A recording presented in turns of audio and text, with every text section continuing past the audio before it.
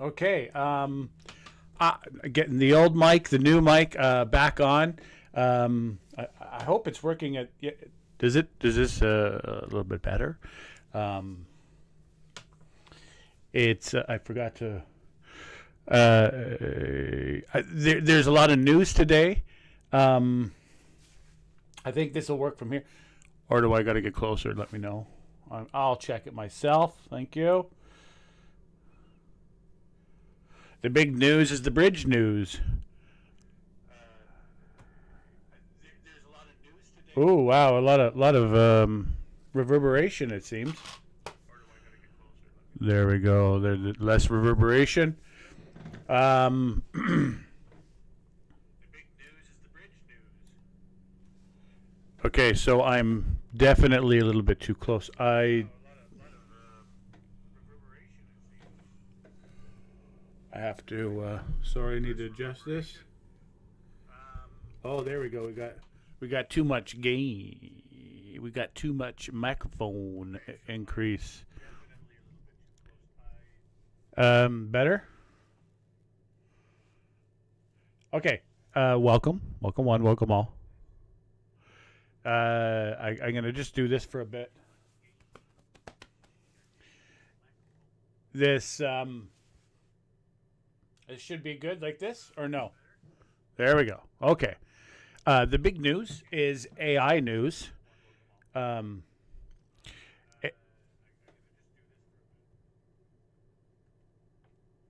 Okay. So AI news. I want to hold it or have it on a. But okay. AI. Gemini and ChatGPT are now going to be used for in the Department of War in the United States. So it's coming. Once it goes to the States, it's coming to the rest of us. So that's that. The bridge news. Trump is very upset about the investors of the bridge. Who are these investors? This private investor of $2.8 billion. Right, I think it has to do. A lot of it has to do with the negotiations coming on, the Kuzma, and I know a lot of people don't like him, the prime minister. However, I do believe that he's the best person in position. I'm Canada first, kind of an attitude. And when it comes to 70% ish of our trade, I think that whether we like a lot of his policies, a lot of his other policies I don't really agree with. To be honest, I was hoping he would just build all kinds of water dams, but he hasn't done any of that yet. But all in all, I think he's just the best person to lead the country into the biggest trade deal, most important trade deal to Canada, like him or not, right? And that will go on until September, October, and then after that, I personally will do a reassessment and see, okay, has these other projects for the working class gone forward? Like I keep saying, I'm not necessarily a party person.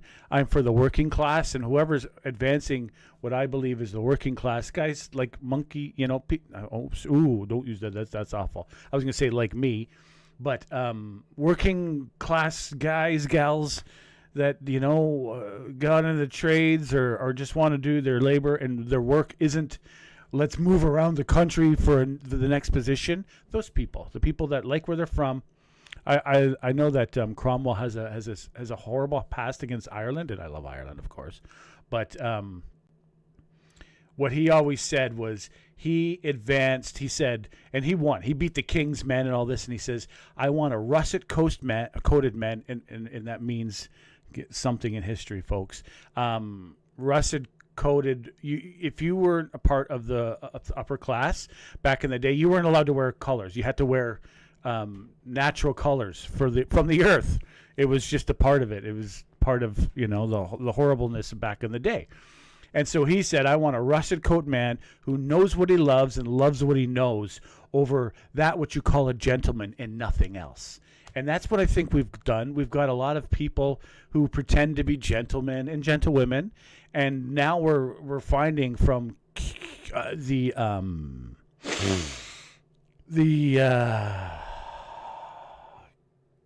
files that a lot of these people that were like, you know what I mean, perfect, you know what I mean, they would have been perfectly elected, have a perfect pristine thing, are not the case. It's not the case. And they're not advancing. You know, we got homelessness in California is it's a policy. It's not like an accident. I don't believe it. Of course, I haven't. You know, there's no way of proving that. But that's these policies. You know, dignity. You know, I understand. Like I myself was way too abrupt. You could pull my strings very easily by talking about this and that, and I could get all not physical, but you know, all sweaty and all whatever because of small things. And it's taken me self-education. Thank you, Google.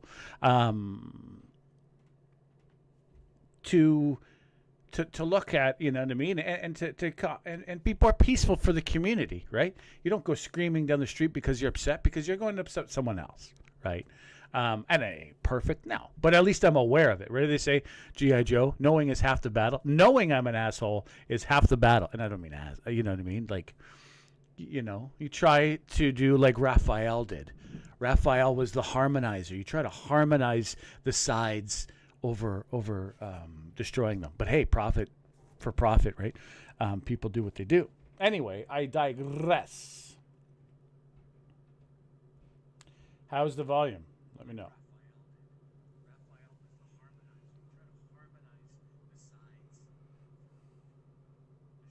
Okay.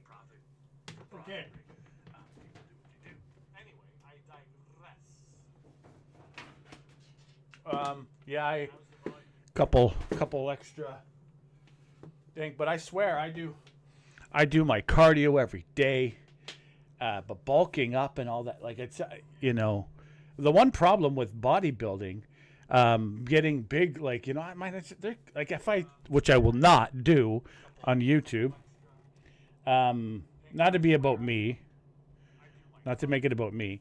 But you look chubbier. I do look a lot chubbier, but I'm like, I tell you, I've never been this in good shape.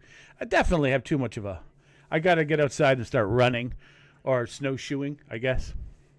I think that'll be the big thing, over 45 minutes instead of the indoor cardio.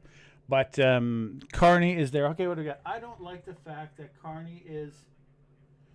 Well, this is Rick. I mean, Ron. Beaumont. My problem, to be honest, is he's not pushing Brookfield on us. See, Brookfield, to me, is they're a decent company. They have no scandals. That I've looked, and they have no scandals on them. They only work in jurisdictions that have proper rules, and they haven't had any paying scandals or conspiracy or any of that stuff tied to the company, except a couple things they did with moving money, which, you know what I mean. Right? I don't 100% agree with, but they're not real big scandals. Moving your headquarters is not a scandal to me, right? Though they are the best, one of the best, not the only. There's many companies, but they're one of the best companies to be able to build dams in a way that doesn't rip off the jurisdiction and an environmental and all these wonderful things. And I believe, I looked at power. Gas is the power of the future. If you got investors, fine. I personally I think it's the past, and I'm for progress of that. Fine. So if you got investors, this is my belief. I don't know nothing. Remember, I'm just have an opinion. So oil is. I worked in the industry. It's dirty. It's filthy. It's got problems. Whereas hydro, it creates more places to fish and more deep wells, and it does take land. But if there's no one living on that land, or it's not going to destroy some wonderful archaeological thing like it happened in Egypt or anything like that, then I don't see a problem with it at all. And we have, like, just around James Bay, which is the thing that hangs along Hudson Bay, there's like 10 rivers that we could make huge power off of. Every single province has hydropower on the books. It's just a matter of getting the money forward. And in between now and ITER, which is fusion, apparently the tokamak reactor will create so much power. Hydro is the way. It rains, we get power, it goes out, and there's ways to get the fish. So I'm really big power of hydro.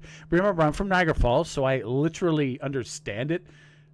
From when I was a wee kid, I understood that this is the best way to get power. taking it from Niagara Falls isn't as great. Oh, someone believes that Pierre has been a huge flapperapu. Yeah, and should resign. He's really good in question period, but he made some other decisions that I don't think were as great for the party. But he's raised a lot of money. I don't, I'm loath to throw. I bet you the guy does not like me because I know I was canceled. You didn't get canceled by only one side, right? Maybe, but. Okay, didn't Nova Scotia have hydro dam freeze and power shut down to rolling back? Well, see, I don't know what the hydro dams were there, to be honest. But if it's deep water, they don't take water from the surface. Ice is like the surface. And if it was a shallow dam, like I know in certain parts of Quebec, they have these shallow dams with like 10-foot drop. I'm not talking about 10-foot drops. I'm talking about what China's doing. You look at the biggest powers of China, they're like 50 stories. I don't know exact stories. I may be exaggerating, but they're huge dams, and it doesn't take water from the surface. It takes it from the lower part where it's cleaner water. First of all, so less thing.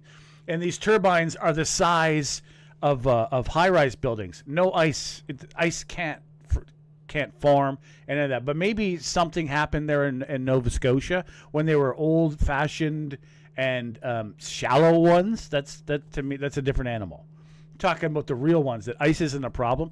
The one that like in I want to say the Ganges is the wrong one. Yangtze, the Chinese one, Yangtze River, that actually changed the orbit of the Earth by 0.0001.2. Right, that's how like those type of dams. And there was a concern it would flood. At one point, we don't have flood problems. We don't have that monsoon season, but at one time, and it held. So and now China's building. I recommend you Google it. The largest dam system in the world that will create, I don't even believe the numbers, but it was like over 10 times more power from this one dam system, which is 5 dams in one, than Canada uses a year, like 10 times. It actually was higher than that, but I don't even if one dam system created enough power for the whole country, that's where we should be going. I believe nuclear has problems. Nuclear is a stopgap. But nuclear, we know, has Chernobyl, 3 Mile Island. There's like a whole list, right? Oil, we know it's a problem, right? It's you can argue with me about what's the better car all you like, but the truth is, cleaner power, power through hydro is as my opinion, not truth. Don't know. I believe it's the cleanest and best way, and it makes little places you can fish. You don't see the conflict of interest with Brookfield and Carney.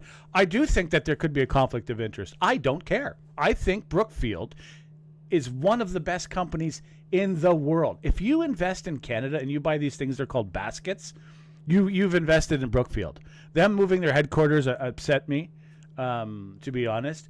Carney working with Brookfield is weird. But they're, like I said, just look at the company and the real thing of the company and their CEO guy, objectively, without hating because he's a liberal or he's a banker, it's a great company. And like I said, every single Canadian who buys a basket investor buys in this company because they've never had a scandal. They've never done this, like bad things.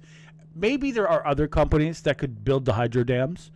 You know what I mean? There are other Canadian companies, but I don't think... well, I don't know.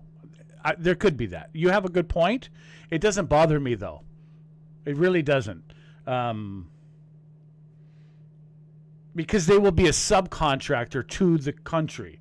And definitely, it'll be perfect. Because the Conservatives will naturally want to find flaw with the projects. It's perfect. You know why is that perfect? Because scrutiny helps elevate virtue, right? I truly believe that, hey, maybe mistakes will be made and this and that. Maybe there could be a little bit of money wasted. And the Conservatives will have incentive to help the contract for the country's taxpayer, for the people of the country to make it better. So I think that it's perfect, And I don't know. Like I said, there's other companies and you do a contract bid. right? You do, but I believe they're just hydro dams. What company does it? It doesn't matter to me as much. I just assumed it would be. I thought he would do it. I thought he would do it, and he didn't. He has not used Brookfield.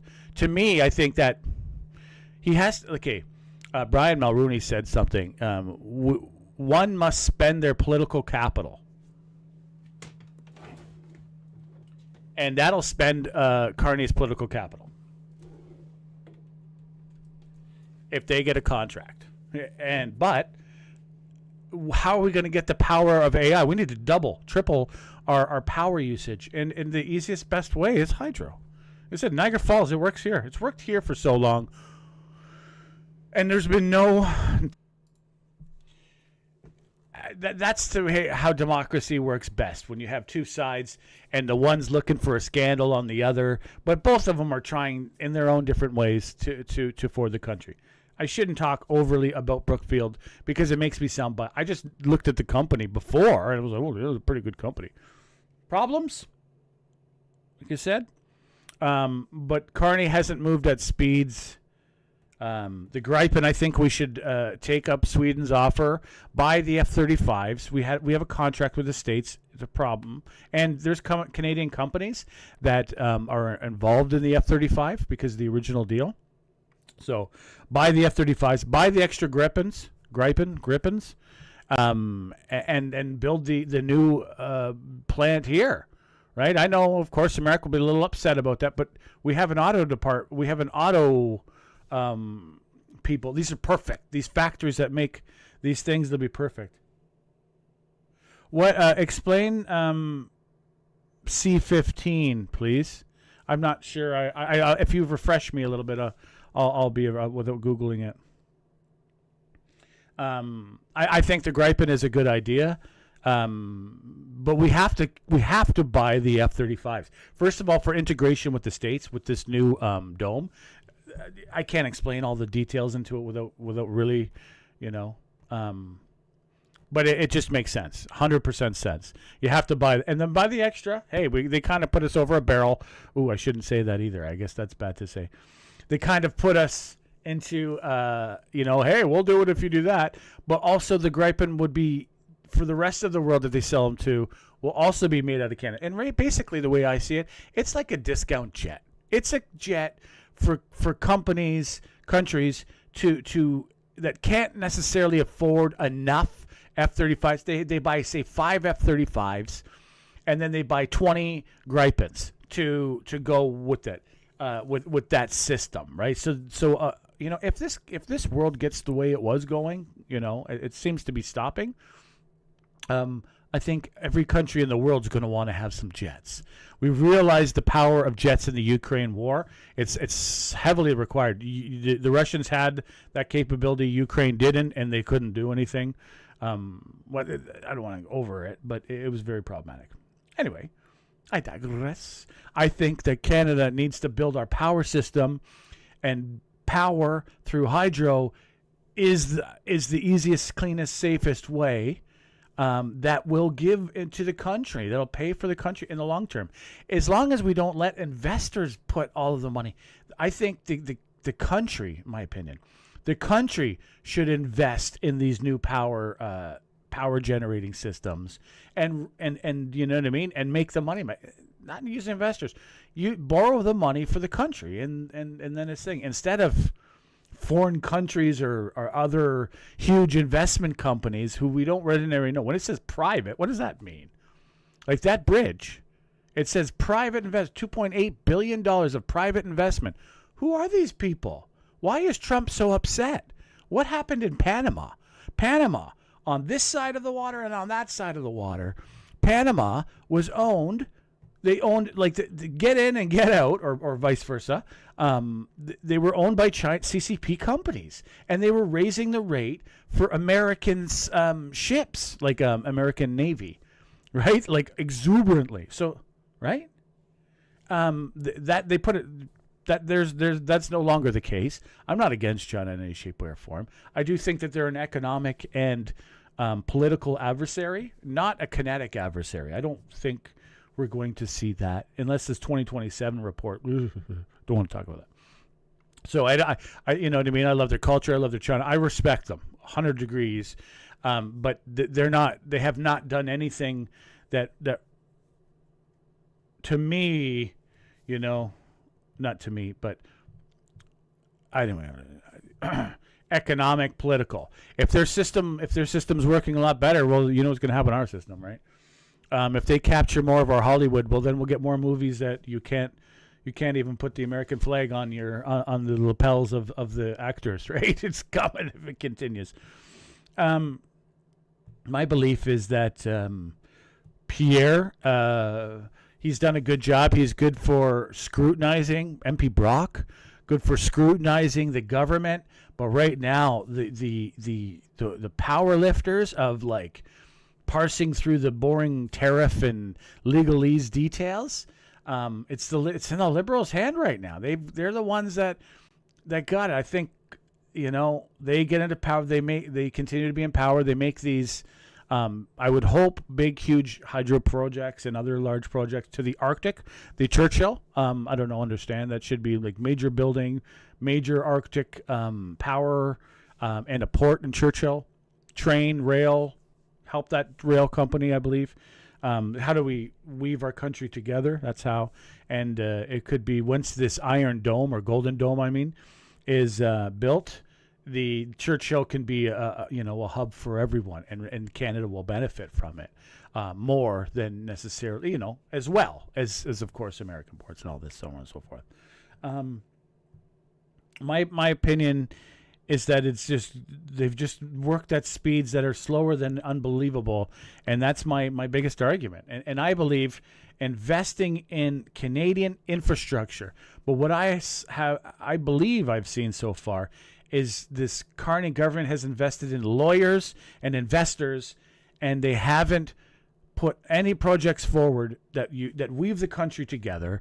They haven't put any projects that have put the power of the future. They haven't put their environmental stuff forward. It's all just take away the tax, take away this.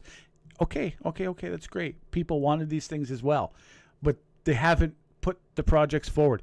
Nothing has been much done on the food except sell our beef to China, which is going to go up in Canada pretty big. You can't sell to our beef comparatively to China, who can't grow beef. They pay more for beef per kilogram. So if I'm a wholesaler of beef, I'm going to sell it to Chinese corporations before Canadian, because they buy it for more. So beef is going to go up, and whatever else they made a deal with. I think these things are, you know, they had to do them to get the deal to sell the soy, because all of our soy market has basically been created for exports, not for our people. We could never eat as much soy as we grow. So like the crush plants and all these things are designed for export market, which is good, brings in taxes. I have nothing against that market. I just think that the government hasn't done enough. The government hasn't done enough to help the working class with the housing. There hasn't. I think it's got to be at least $100 billion or huge amounts of land. Huge amounts of land going to first-time home buyers, which will be a very problematic policy. People will be upset, you know, giving away free land to 20-somethings, right? But what we've been doing, and it hasn't worked, the Liberals under Trudeau were giving money to corporations, and you know what happened? As soon as things changed, they packed up and left. And now they're saying we're going to get our money back. Okay, I hope they do. I hope Jolie has fun with that. It won't be. I'm just being sarcastic. But I hope that you know, as Canadian, we get it back. But the problem is that it's always more worried about giving money to a wealthy individual. I think we have to give to our working class more, and that's the biggest problem since the 60s. In this, actually the 70s, because the 60s we built a lot of homes. We've been always worried about the wealthy individual, and the wealthy individuals and corporations, as soon as things change that aren't perfect for them, they pack up and leave. Well, a Canadian citizen like me, I ain't gonna pack up, and I should have packed up and left a long time ago from this country, 5-6 years ago, when I realized no one wants me around. Right? I get canceled. I got problems, this and that. You would believe the amount of. Not to complain, I love the country, but I'm still here, right? Whereas a corporation, as soon as things changed a little bit, they were gone. They're like, yeah, we're moving our factory. Thank you for the billions of dollars, right? Yeah. A working class person pays the taxes because before they get their paycheck, the company they work for has already handed it to the government. That's why that's a good system. I'm cutting in and out.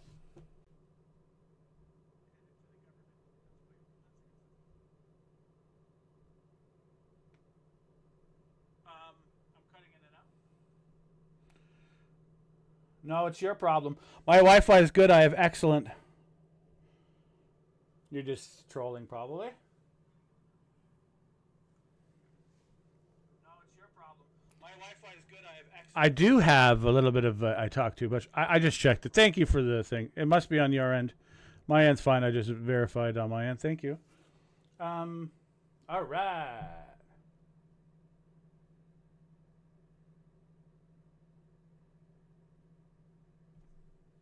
Okay, we're going live.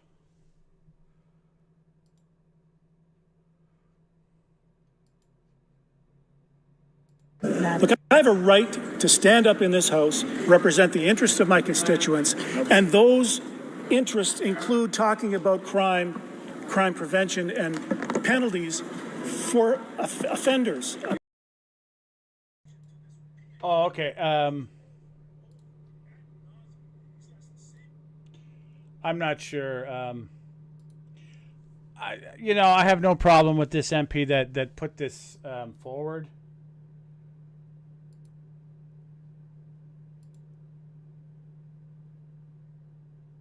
Oh, okay. Here we go. In recognition of National Kindness Week and the 20th anniversary of Real Acts of Caring, founded by educator Harriet Chang. What began in 2005 as a simple idea led by young students has grown into a lasting movement rooted in Canadian values and a belief that kindness, practiced with intention, can strengthen entire communities. Today, Real Acts of Caring has expanded beyond School District 43 across BC, Canada, and the world. And each year, students and families take part through genuine acts of caring, supporting food banks, helping neighbors, sharing books, and showing up for others without expecting anything in return. I invite everyone to take part in National Kindness Week and keep the spirit of caring alive. Merci. The Honourable Member for Richmond-North-Athabasca. Thank you, Mr. Speaker. Today, I rise to speak about the important role of the Chamber of Commerce for lumber in our region. As a member of the Chamber of Commerce for 2 decades, I know that it is dynamic and plays an important role in the business community. Thanks to its networking and training activities and its support to businesses, the Chamber of Commerce is a real motor of local economic activity. It cares deeply about the vitality of the business community, and it contributes to the prosperity of our communities. I'd like to thank the board, the team, and the entire all the members for what they have done for our entrepreneurs.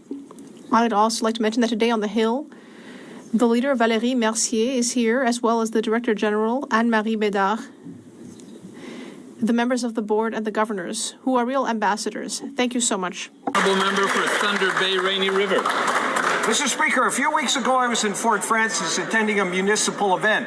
When I arrived at the Super 8 hotel, the very sheepish attendant apologized profusely, telling me there was a hockey tournament on, so it might be a little bit noisy. And yes, there was an under-13 AA tournament, and sure enough, it was noisy at time, with a bunch of raucous 12-year-olds playing floor hockey in the stairwells, while at the same time their parents sat on the first floor pretending they were drinking ginger ale out of coffee cups.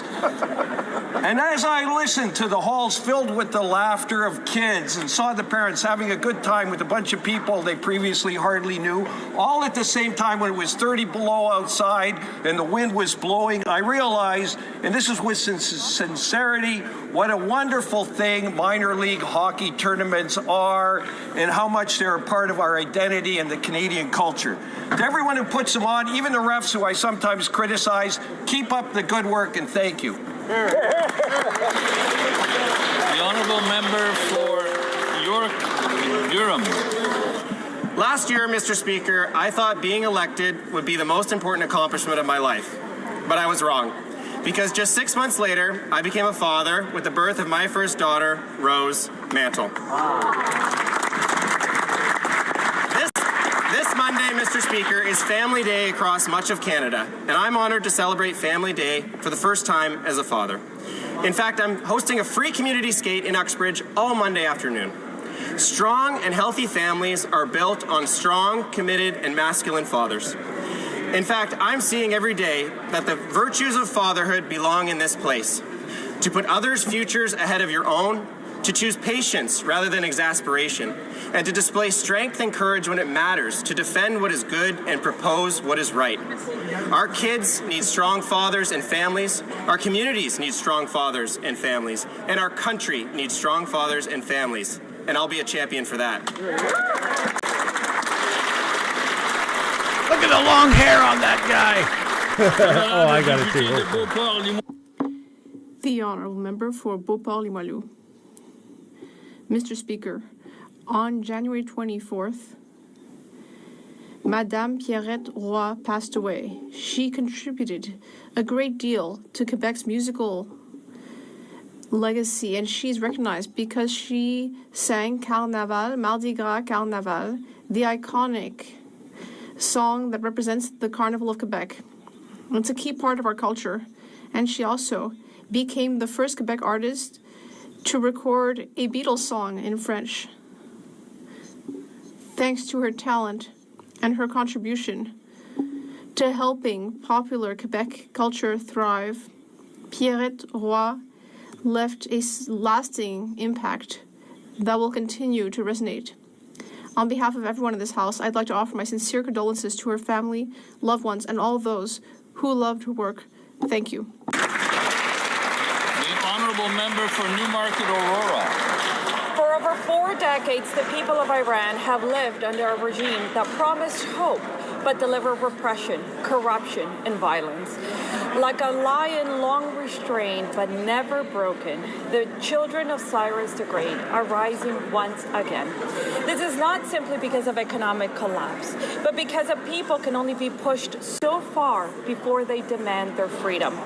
The regime answered that cry by shutting down the internet, tearing families apart by mass arrests.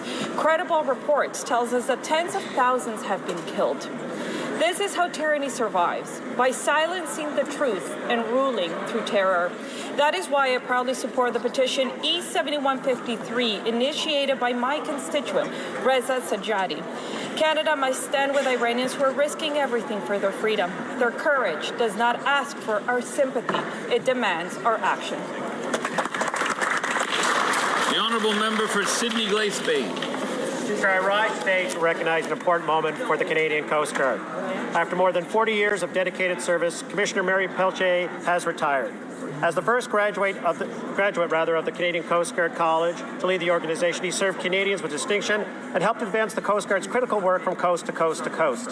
I also want to welcome Mark Mess, who will be serving as acting commissioner as the important work continues. This transition, Mr. Speaker, comes at an exciting time for Cape Breton, as Sydney has been named the preferred location for the future maintenance port for Canada's new polar ice vessels, strengthening our Arctic operations, maritime security, and indeed Canadian sovereignty. This is great news for Cape Breton, for Nova Scotia, and for Canada. And as we know, when one community benefits in Atlantic Canada, all communities in Atlantic Canada benefit. I want to thank Commissioner Poilievre for his service, and I wish Acting Commissioner Mark Mess success as the Coast Guard builds on this momentum. Thank you very much, Mr. Speaker. The honourable member for York Centre. Speaker, my North York riding is home to thousands of Canadian Kurds. myself and my Conservative colleagues are gravely concerned about recent reports of attacks by Syrian forces against civilians in Aleppo. The attacks target the Maqsoud and Ashrafia neighborhoods, which are home to 500,000 Syrians, mainly Kurds, but also Christians, Yazidis, and Druze. Innocent civilians, including women and children, are reported to be targeted. These attacks against the Kurds may escalate into mass atrocities. The Kurdish people and other civilian religious minorities in Syria endured decades of displacement and unspeakable violence. These are clear violations of international law. I condemn any attacks against Kurdish civilians, and I call on Canada's government to stand up in defense of human rights of Syrian Kurds. Thank you. The Honourable Member for Lac-Saint-Jean. Mr. Speaker, yesterday, the Subcommittee on Human Rights made a very clear gesture when it condemned the 20-year prison sentence that has been inflicted by the Hong Kong authorities on Jimmy Lai, a defender of democracy and freedom of speech, and his only crime is that he expressed his opinions publicly. In 2023, the House of Commons and the Senate unanimously adopted a similar motion asking for Jimmy Lai to be freed. It was clear to everyone at the time that Canada could exercise real diplomatic pressure in favor of his release. And today, this is more urgent than ever. As Sebastian Lai, the son of Jimmy Lai, said, "How can we be speaking about better relations with China when my father is in prison?" We need to make sure that our principles mirror our actions. And I would like to call upon all parliamentarians to join this collective effort in order to ensure that justice be done, in order to free the political prisoner that Jimmy Lai currently is. Today is Canada's Agriculture Day, a time to recognize the farmers, producers, and food processors who sustain our communities and our economy. In Kitchener-Conestoga, across Wellesley, Wilmot, and Woolwich, agriculture is a part of everyday life and a year-round commitment. From the first harvest of maple syrup in early spring, through planting, through the fall harvest, to the daily care of livestock throughout the year, the work never stops. Agriculture is present in our farms and barns, in on-farm markets and processing plants, and along the routes that move food from farm to table. I recognize and appreciate the early mornings, long hours, and dedication required to steward the land, produce high-quality food, and plan for the future. On Agriculture Day, I want to thank the people whose work helps us put food on our tables every day, and whose efforts strengthen our economy and food security. You are building Canada strong. Honourable Member for Chatham-Kent Leamington. Today is Canada's 10th Agriculture Day, recognizing farmers and agri-food workers.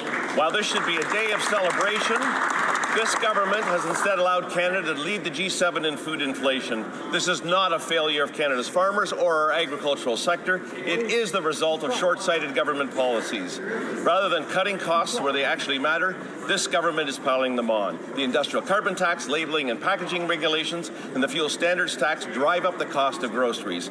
At the same time, Ottawa's cutting in the wrong places. CFIA's decision to scrap destination inspection services without industry consultation, along with Ag Research Centre closures, undermines reliability, competitiveness, and trust in Canada's food quality. This makes Canada a weaker trading partner, leading to higher prices. If the government is serious about food affordability and security, it must stop making short-sighted decisions from Ottawa and start listening to the people who actually provide our food. Canada's farmers don't need to be managed, they need to be heard. The Honourable Member for Vancouver Centre. Mr. Speaker, cardiovascular disease, CVD, remains one of the greatest health challenges facing Canadians today. Currently, 1 in 12 adults, 2.6 million people, live with CVD.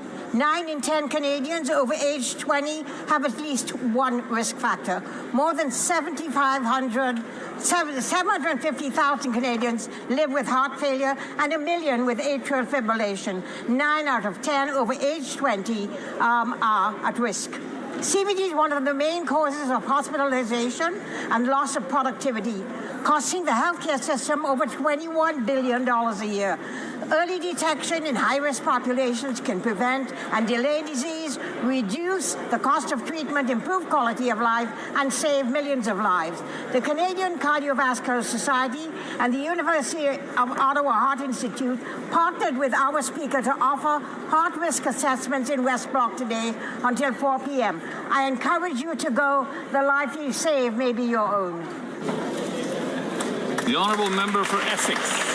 Speaker, 24,000 auto workers in Essex, Windsor are once again being asked to pay for the Liberals' failed patchwork EV policy. These are workers who did everything right.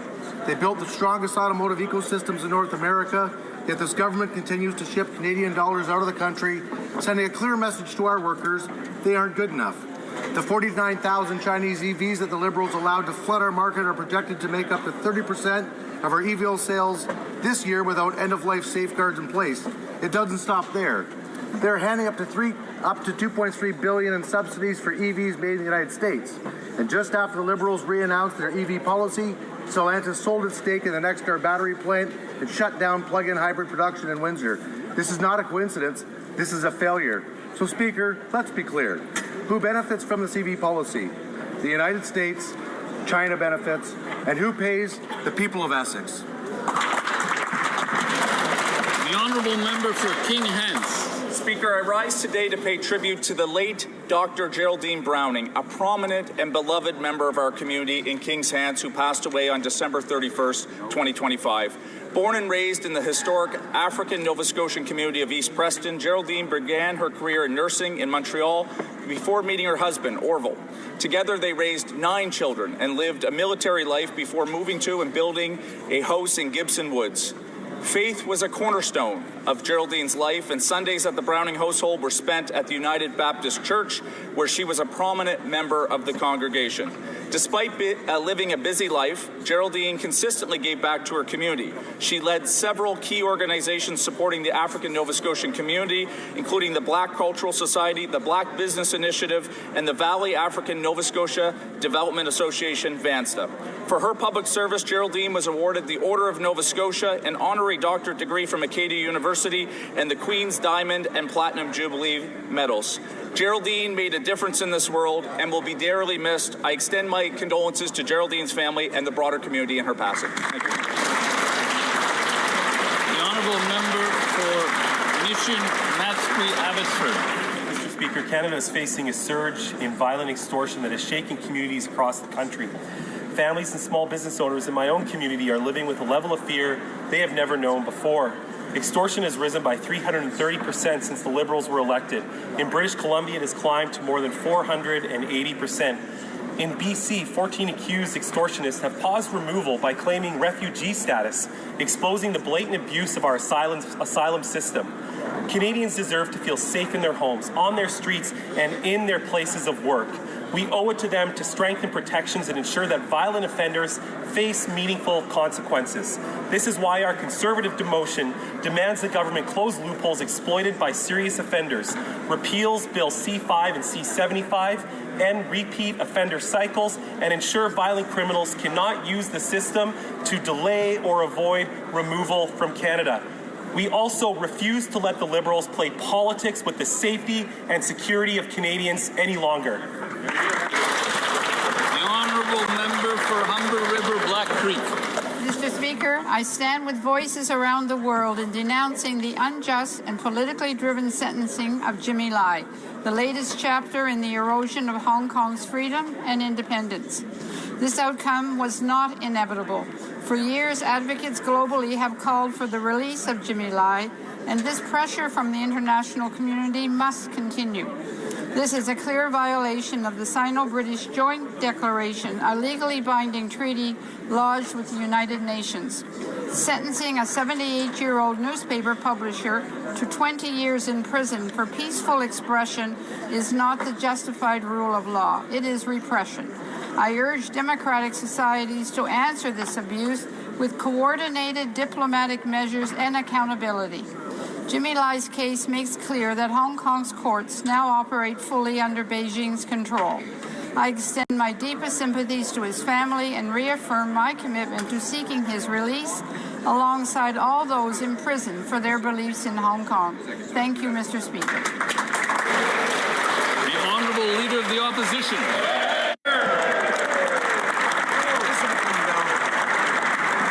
Canadiens méritent. Mr. Speaker, all Canadians deserve affordable groceries. Last week, I asked the Prime Minister, why does Canada have the worst food inflation of all G7 countries? Why do grocery prices in Canada rise faster than they do in all other G7 countries? The Prime Minister answered that it's because of our weak dollar. Well, he's accountable for our dollar. How did he make the dollar weak? Was it by doubling our deficit? Was it by keeping all anti-development legislation in place? Blocking industry, blocking exports? Why is our dollar weak and why are groceries so expensive? The Right Honourable Prime Minister. Mr. Speaker, our currency has been increasing. Our dollar has been increasing since this government was elected. That's my first point. Second point, we have an economic plan. Our government's plan will invest in Canada. We will make Canada an energy superpower. We are finding new partnerships around the world. Leader of the opposition. Encore des beaux slogans, Lovely slogans, yet again, Mr. Speaker. But that wasn't an answer. I can always admire a good slogan, but here's the truth. He said himself that the dollar is weak, and he's the one who cannot explain why that is so. He cannot explain why, after 1 year in office for him, food inflation has doubled. And we have the fastest rising grocery prices in the G7. So, once again, I ask the question, why do Canadians have the fastest rising grocery prices in the G7? The Right Honourable Prime Minister. Mr. Speaker, here is a little bit of Economy 101 for the opposition leader. There's a bit of a lag, and in fact, the party across the way engaged in so much obstruction during the last parliament that now there's an effect of that. But now growth is on the rise, salaries are rising, we're creating jobs. Now he's claiming that it's the official opposition that lowered the dollar, Mr. Speaker. Another excuse from a man whose results do not live up to his rhetoric. The same is true on crime. After 10 years of Liberals, extortion is up 333% because of lax Liberal laws and immigration. And now Liberals are obstructing a solution. Today we're proposing a motion to ensure that no one accused or convicted of a crime can claim refugee status. Will the Prime Minister stop obstructing this motion so we can kick extortionists out and bring safety to our streets? Right Honourable Prime Minister. Mr. Speaker, I'm glad the Leader of the Opposition brought up obstruction. It is the obstruction of the Opposition which is delaying the 6 bills before the House and Senate that will address extortion, that will tighten bail, that will tighten sentencing against extortion, and very importantly, consistent with every major police force in this country, consistent with the mayor of the large cities, which introduced lawful access, which they've consistently stopped in favor of extortion.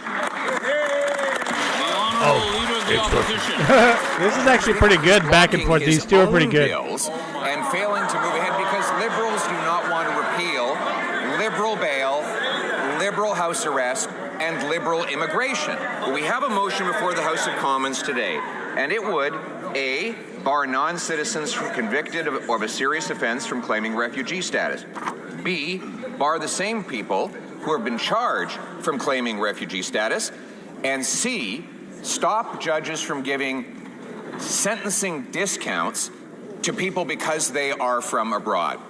Which of these 3 things does the Prime Minister oppose? And if it's none, why obstruct? The Right Honourable Prime Minister. Mr. Speaker, This side of the House supports taking control over immigration, which is why asylum seekers are down 50%. That's right. Which is why temporary foreign workers are down 50%. Which is why students and temporary residents are down by over 50%. First point. Second point. This side of the House supports tightening sentencing, tightening bail for violent crimes, for extortion, for sextortion. Join us. Hear, hear. Leader of the opposition. He's getting better at question period, like the rhetoric part. You know what I mean? And he's done none of those things. And by the way, all those numbers are up compared to when the previous Conservative government was in office. Now, on to jobs for Canadians. Our auto workers are losing their jobs in Ingersoll, in Oshawa, and elsewhere because of American tariffs. The Prime Minister is helping the U.S. take away these jobs by forcing Canadian taxpayers to spend $2.3 billion on subsidies for American and other foreign-made electric vehicles. Why not scrap this subsidy for foreign-made vehicles and take taxes off vehicles made here in Canada? The Right Honourable Prime Minister. Mr. Speaker, this government is investing $3 billion in Canadian automakers. Yeah. We are investing not in the auto industry of the past, but the auto industry of the future. The auto industry of the future is electric. It is connected. We are building out the entire supply chain. That's right. And as this House will see in the coming weeks, we are building out the electricity grid with, wait for it, in the spirit of cooperative federalism with the provinces. Hear, hear. The Honourable Leader of the Opposition. Oh, hurry. The auto workers are waiting for it. They're waiting for their jobs. Yeah. But this Prime Minister is subsidizing electric vehicles whose sales are in full collapse and that are made outside of Canada. Imagine being an auto worker looking at high taxes on his severance after he's lost his job and knowing that billions of those dollars will be going to subsidize vehicles made in the very country that tariffed him out of work. Why doesn't he find his elbows and do the right thing for a change and actually take taxes off of Canadian-made automobiles, not subsidize foreign ones? The Right Honourable Prime Minister. Mr. Speaker, I would suggest that if any extremities are going to be removed, it's the fingers from the ears of the Leader of the Opposition. The Leader of the Opposition could listen to the head of the Auto Manufacturing Association. He could listen to the Conservative Premier of Ontario, the heartland of Canadian auto manufacturing. He could listen to the entire sector that knows that our investments, $3 billion, our investments up the supply chain, our investments in the grid are going to drive our sector forward to the future. L'honorable député de... The Honourable Member for Belleuil-Chambly. Monsieur le Président. Mr. Speaker, a few weeks ago, the Prime Minister made a speech in Davos. The speech was about the hypocrisy of great major empires. Most people agreed with the basic principles of his speech, which were quite interesting. But I'd like the Prime Minister to be consistent in his speech without naming names. And in other circumstances, the Prime Minister did name names. Basically, he said that the United States was no longer the same reliable economic and military partner that they once were. Today, we found out that the government will be giving more F-35 contracts to the United States without even suspending the contract. The Right Honourable Prime Minister. Monsieur le Président. Mr. Speaker, first, some information. The sentence that the member just said was not in my speech. Second point, as for F-35s, yes, the government is making some expenditures to keep options open. That's what we need to do for our defense. It's useful for our negotiations with Americans as well. The Honourable Member for Belleuil-Chambly.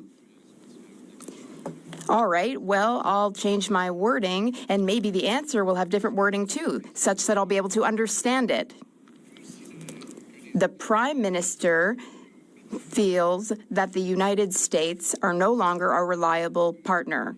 If that is the case, then does it make sense for this government to follow up on a study that this Prime Minister himself put on hold to review? Meanwhile, the President of the United States just said that he would block a Canada-US bill just based on his mood today. How does the government feel because they're not walking their own talk? The Right Honourable Prime Minister. Mr. Speaker, this question gives me the opportunity to inform this Parliament about something. I had a conversation with the American President just this morning.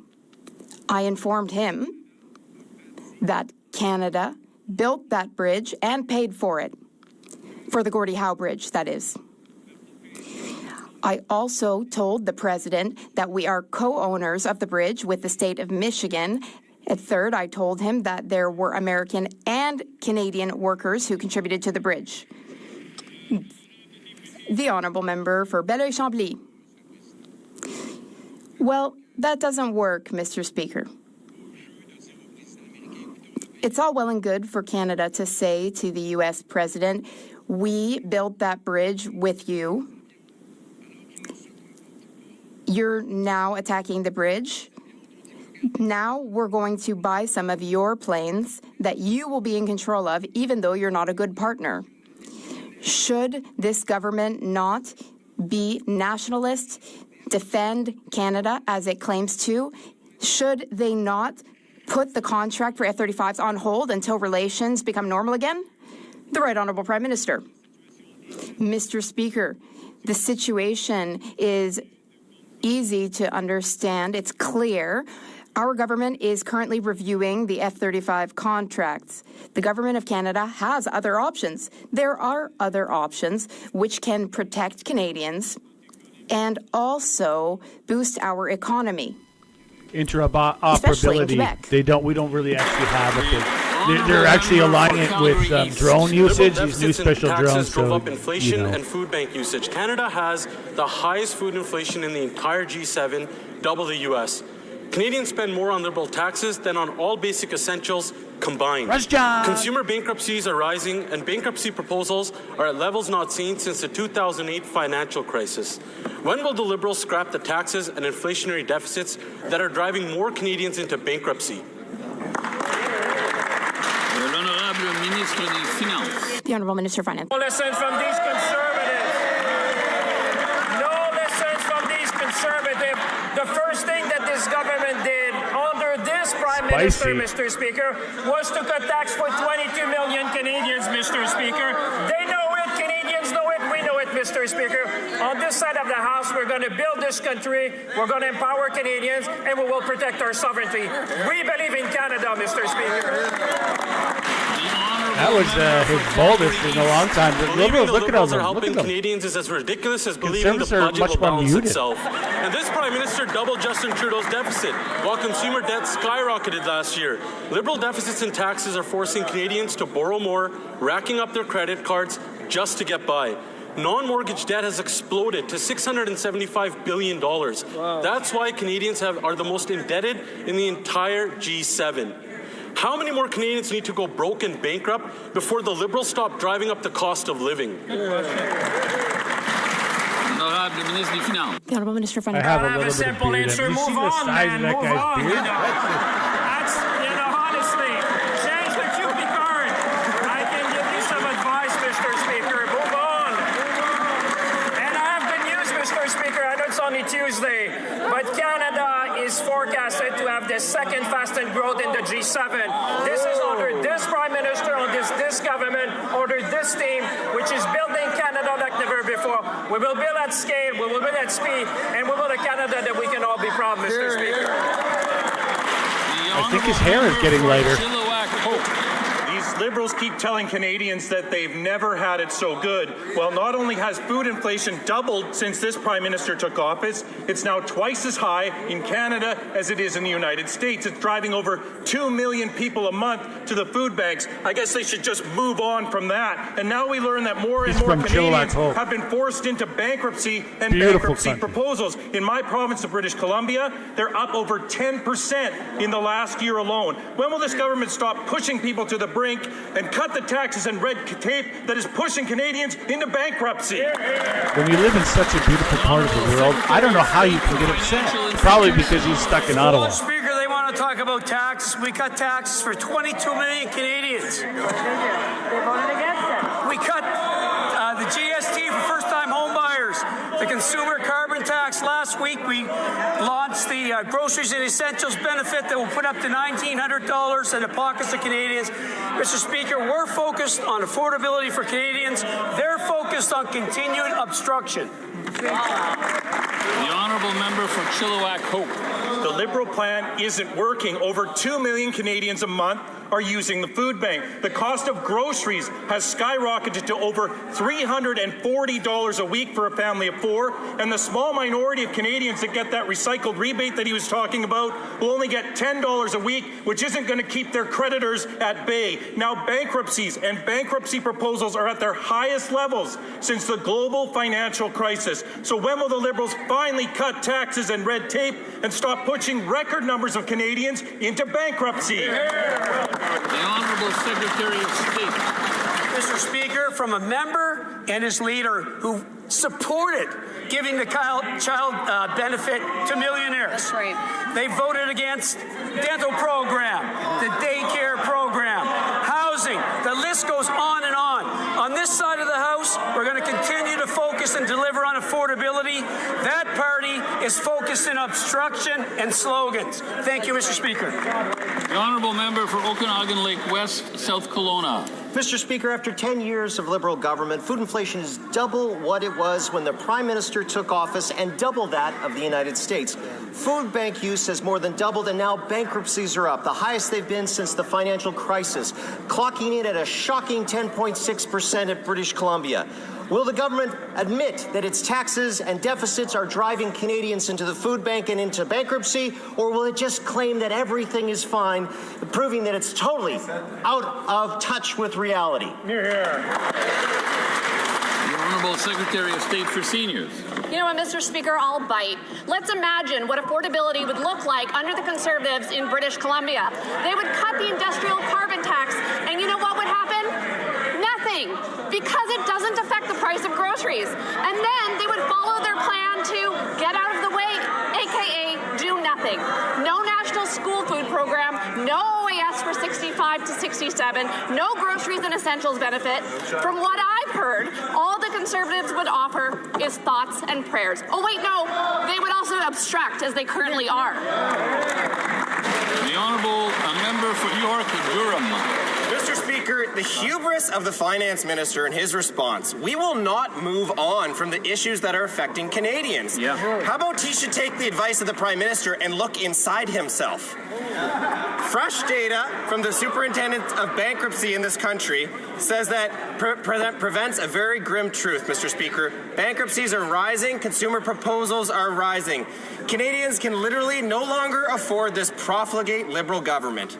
So when will they cut the taxes, get out of the way, get rid of the industrial carbon tax, the fuel standard tax, stop obstructing our ideas? Hear, hear. The Honourable Minister for Women and Gender Equality. We have a pause for us to Mr. Speaker, our budget will deliver generational investments for the province of Ontario, and that member who's from Ontario voted against these measures in our Budget Implementation Act. Through the Build Canada Homes, we're creating thousands of affordable homes, including the Arbo Downsview project. Again, the member opposed 40% affordable homes being developed, and we will use Canadian steel, Canadian lumber, and Canadian aluminum. We're protecting Ontario's steel industry, and we're also stopping competition from foreign steel and keeping good-paying jobs in this country. That is how we build Canada strong, Mr. Speaker, and we will continue to do that. The Honourable Member for Newmarket Aurora. Consumer bankruptcies are up to the highest level since the financial crisis. That's 141,000 Canadians that are losing their homes, their savings, and their sense of security. Clearly, the Liberals' Band-Aid programs are not enough to prevent bankruptcies. Canadians need long-term solutions that bring down the cost of food and housing.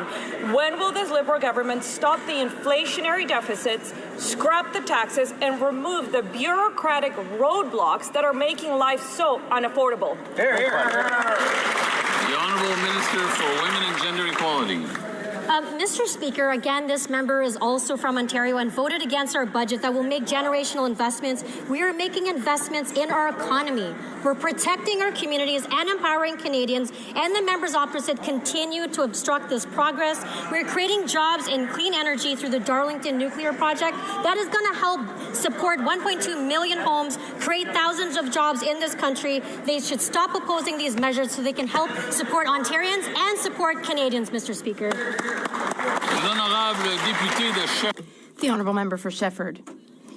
Mr. Speaker, according to the government, 85,000 retirees are experiencing issues with their OAS payments because of the Curam software, in some cases for 9 months. Yesterday, we found out why it's been going on for so long. The government House Leader responded that the errors would be corrected, and I quote, "If there are mistakes, if there are any cases, well, we would know about them."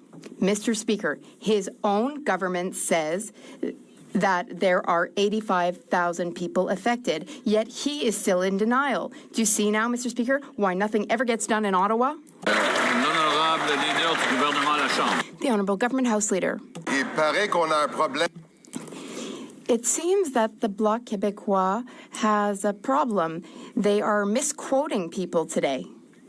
Mr. Speaker, of course we take each and every case seriously, but what I wish to reconfirm and guarantee all Canadians and Quebecers, and I'm speaking to all those who receive OAS, I'd like to inform them that we modernized our IT system, our software. If there are errors, we will of course correct them. I encourage colleagues from all parties to tell us about any cases which need to be resolved in order to help people. The Honourable Member for Shefford. Mr. Speaker, according to the government's own estimates, there are 85,000 pensioners whose payments have been affected because of Curam. That's 85,000 people who are being affected by software that has gone over budget by almost $5 billion. In Quebec City, or in Quebec, rather, province, a commission of inquiry would have been set up a long time ago. But They've the been on leader of this the for a government long thinks that time, the everything's Bloc. hunky-dory. Day after day, they're very consistent. Congratulating himself because, well, I don't know the details. If 85,000 But they're working retirees are on it. experiencing problems, that means that all the others are doing fine. How out of touch does the government have to be to believe that causing problems for 85,000 people is no big deal? Yeah, they're really working hard on it and giving this. I commend the Bloc. Hard workers. We are modernizing a very old system. If we had not taken action, that would have jeopardized the payments of millions of seniors. Now, there will be retroactive payments and any issues will be corrected. Once again, I encourage the member across the way to give me names of those affected, and we will be able to help them. Mr. Speaker, extortion is out of control in this country. Small business owners are being threatened, firebombed, shot at, living in fear, and many are contemplating leaving this country. And yet the Liberal government refuses to take this crisis seriously.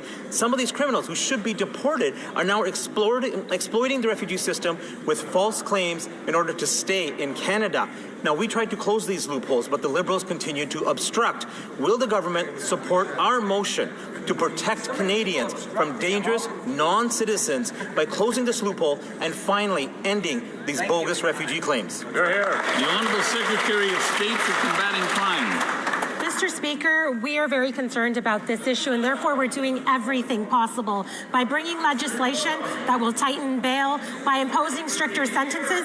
But the one bill that's been missing is C2. C2 we tabled in the House back in June, and if these Conservatives were serious about solving the problem, rather than this window covering that they brought with this motion, that essentially is moot because of C12, which already does everything they're asking for, they would approve lawful access. They would consent today to moving that bill forward. Will they allow the vote, pass the bill, and catch the criminals?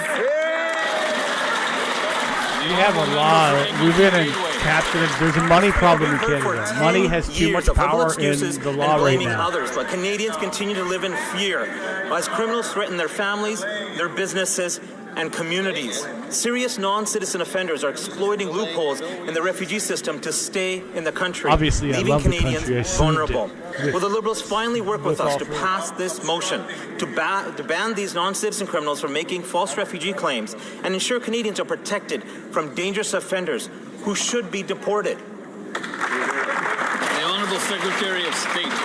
Mr. Speaker, yet another Conservative that probably needs to remove his fingers from the ears, because we've already solved this problem. That's right. In C-12, Mr. Speaker, essentially all of these criminals would not be allowed to apply for asylum. Even in the cases where we've heard in BC where they have applied for asylum, they would not have been able to had the Conservatives not obstructed and passed C-2 when we had tabled it. But because they obstructed, they've been able to make those claims. But guess what, Mr. Speaker? Good news, because it's in the Senate, and once it's passed, those claims, those cases will be cancelled. Hear, hear. The Honourable Member for Kamloops, Thompson-Nicola. Extortion is out of control in my home province of BC. Their extortion rates are up 482% since the Liberals took power. Now, the Prime Minister about 10 minutes ago said, we are tough on extortion. Mr. Speaker, perhaps somebody should remind him that the Liberals voted to repeal a mandatory jail sentence for extortion with a firearm so people could serve their sentence on house arrest. That is the opposite of being hard on extortion. Mr. Speaker, will the Prime Minister support our common sense solution to ensure that those convicted of serious crimes cannot claim refugee status? Yes or no? Secretary of State for International Development. Mr. Speaker, I find it pretty amazing that legislators on the other side don't know the legislation that's already here. You cannot claim asylum when you're charged. It gets suspended. You go to trial, you get sentenced, and you get deported. You cannot claim asylum when you are charged. That's the law, even before the legislation before the House, that's going to make it more restrictive and even more onerous for those that claim extortion. Beard envy. I didn't know that. See, he's actually, I don't know this MP at all, and yeah. Picture a city with gangs demanding protection money from small businesses, where shots are fired at homes, where families fear going out at night, and people are forced to change their cars and their routines. Sounds like I'm describing a slum in the third world country, but it's my hometown of Surrey. What's worse is when these thugs are caught, they are right back on the street after claiming refugee status. Will the Liberals support our motion that those charged with or convicted of serious crimes cannot exploit the refugee system in order to stay in Canada? The Honourable Secretary of State. Mr. Speaker, when I speak to the police chief in that jurisdiction, when I speak to the mayor in that jurisdiction, when I speak to the premier of that province, they ask, can you get them to pass C2? Can you get them lawful access? Can you get them to pass the bills in this House? They don't want this obstruction, Mr. Speaker. I ask you to urge the Conservatives to support these legislations so we can give the police the tools they need to prosecute and enforce the laws of this land and kick these extortionists out.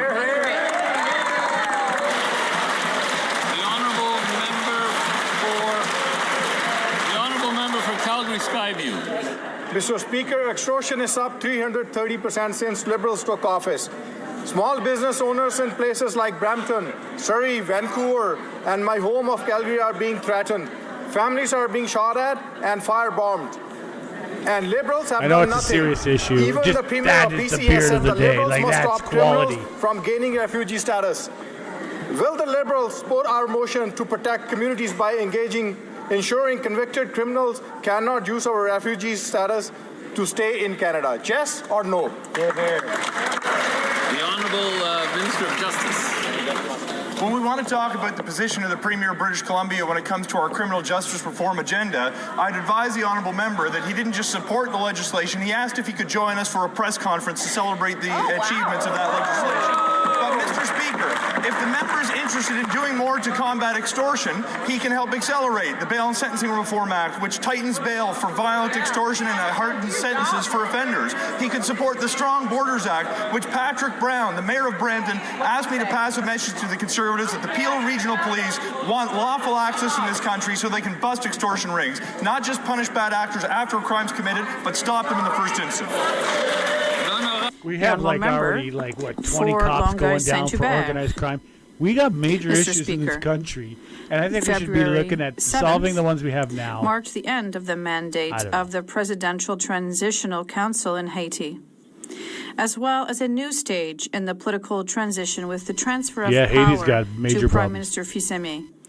As Haitians continue to face uncertainty about their country's future and the security situation continues to deteriorate, can the Minister of Foreign Affairs tell us how Canada will continue to support the Haitian people throughout this democratic transition and security stabilization process? Thank you, Mr. Speaker. The Honourable Minister of Foreign Affairs. Mr. Speaker, this transition is an important step toward stability in Haiti, including general elections. Canada is a global leader, and we have invested $450 million for stability in Haiti. We are working closely with the Haitian diaspora as well. We are committed to fighting for a healthier and safer future for Haitians, and I'd like to thank my colleague here in the House. The honourable member for Kildonan St. Paul. Mr. Speaker, despite the Liberal government signing on to up to $52 billion to build an electric vehicle supply chain in Canada, the wheels are falling off most of those deals, and the vast majority of EVs are built elsewhere.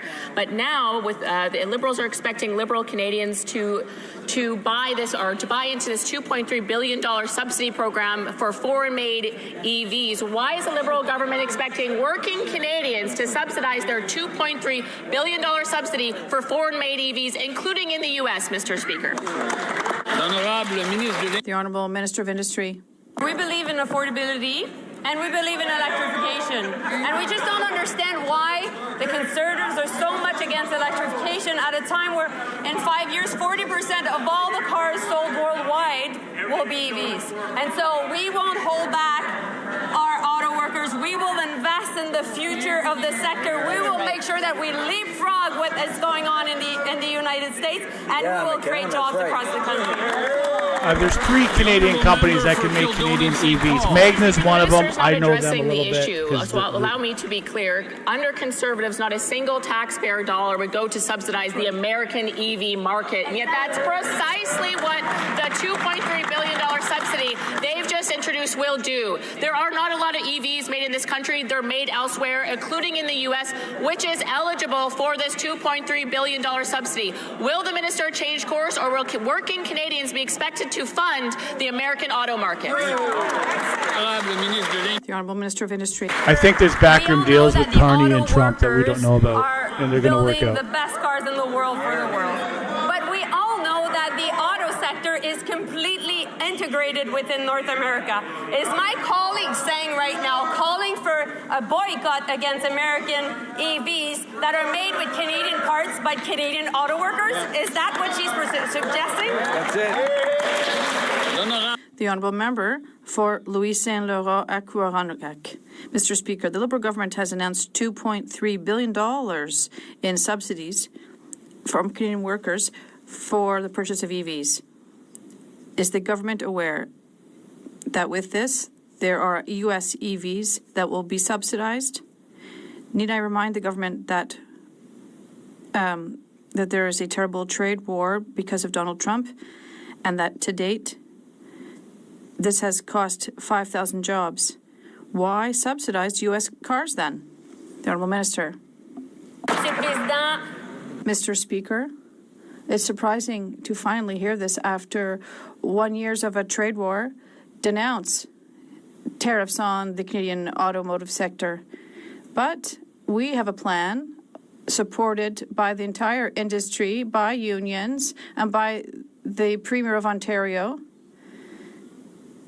where this industry is positioned, and by environmentalists. We agree with the fact that we have to invest in electrification of transportation in this sector because we know that globally this is where investment is happening and we are following where the capital is going. The Honourable Member for Louis Saint Laurent Aquarin. Mr. Speaker, she forgot a name in the people who agree with this plan, President Trump, because he's going to be benefiting from these subsidies. The reality is that if the minister really wants to help workers, if she really wants to help this industry and help Canadian families to buy a car, why not take our proposal to cutting GST on cars made in Canada? That would be concrete and give results. The Honourable Minister. Mr. Speaker, we're helping already the automotive sector with $3 billion, and we're going to continue to support it. There are 5,000 people in Ontario and elsewhere in Quebec who will be supported, and we agree with the fact that we have to make more investment in transportation electrification because it creates jobs in our province. And my colleague has to understand that the automotive sector in North America is fully integrated. So is he calling for a boycott of EVs made in the U.S.?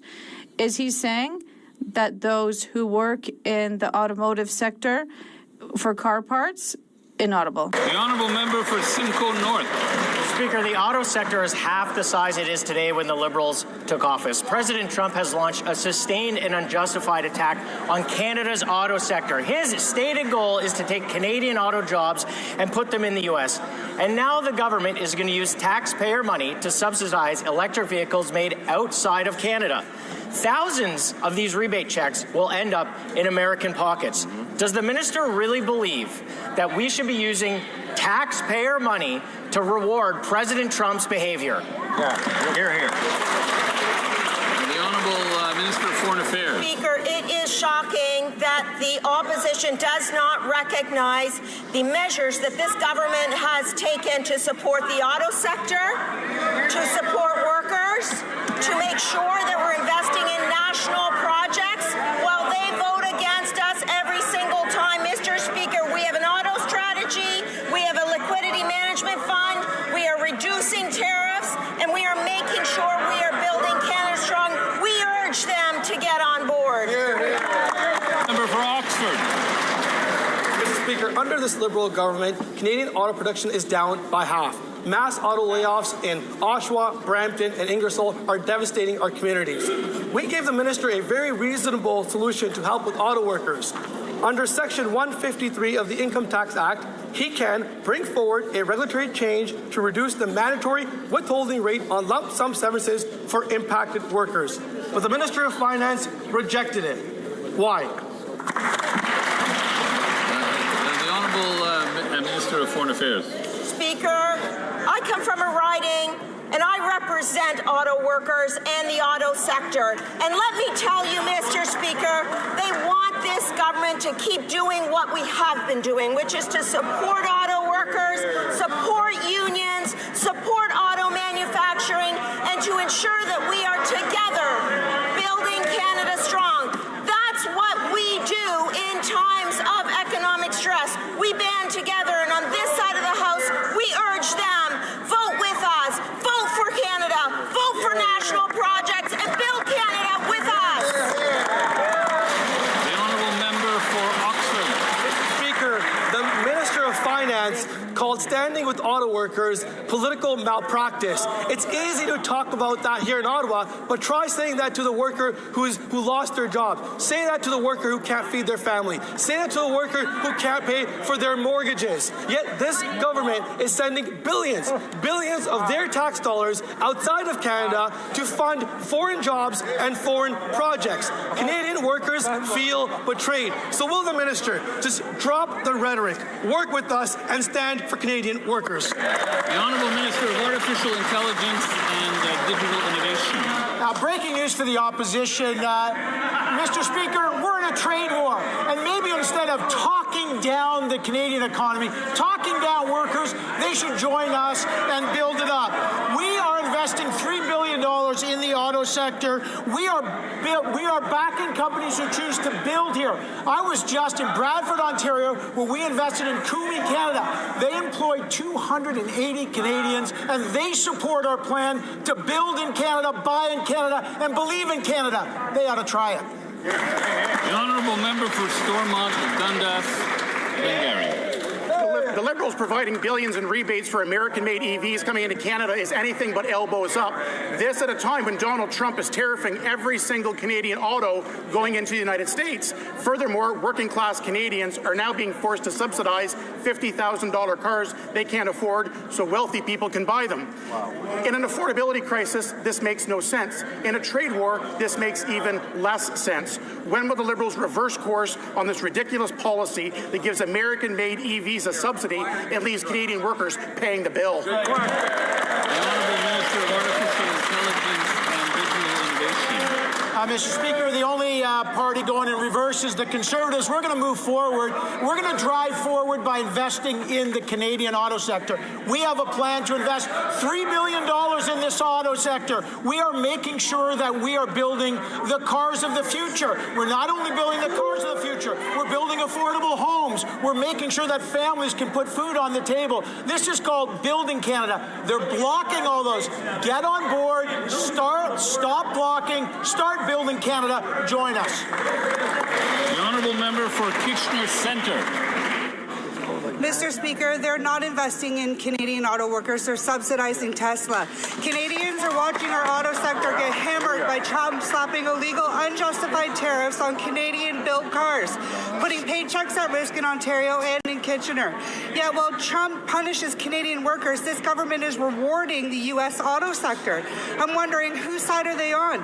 Can this government please explain why, at a time when Canadians need action, it is choosing to use taxpayer dollars to subsidize American-made vehicles? Why?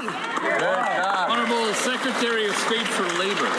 Mr. Speaker, Canadians have created over 160,000 jobs since September. Wages are rising. Inflation is within target range. Mr. Speaker, we know that certain sectors in the economy are facing impacts from the tariffs, from the trade war. But we have a plan, Mr. Speaker, a plan that invests in workers that's in our budget, Mr. Speaker.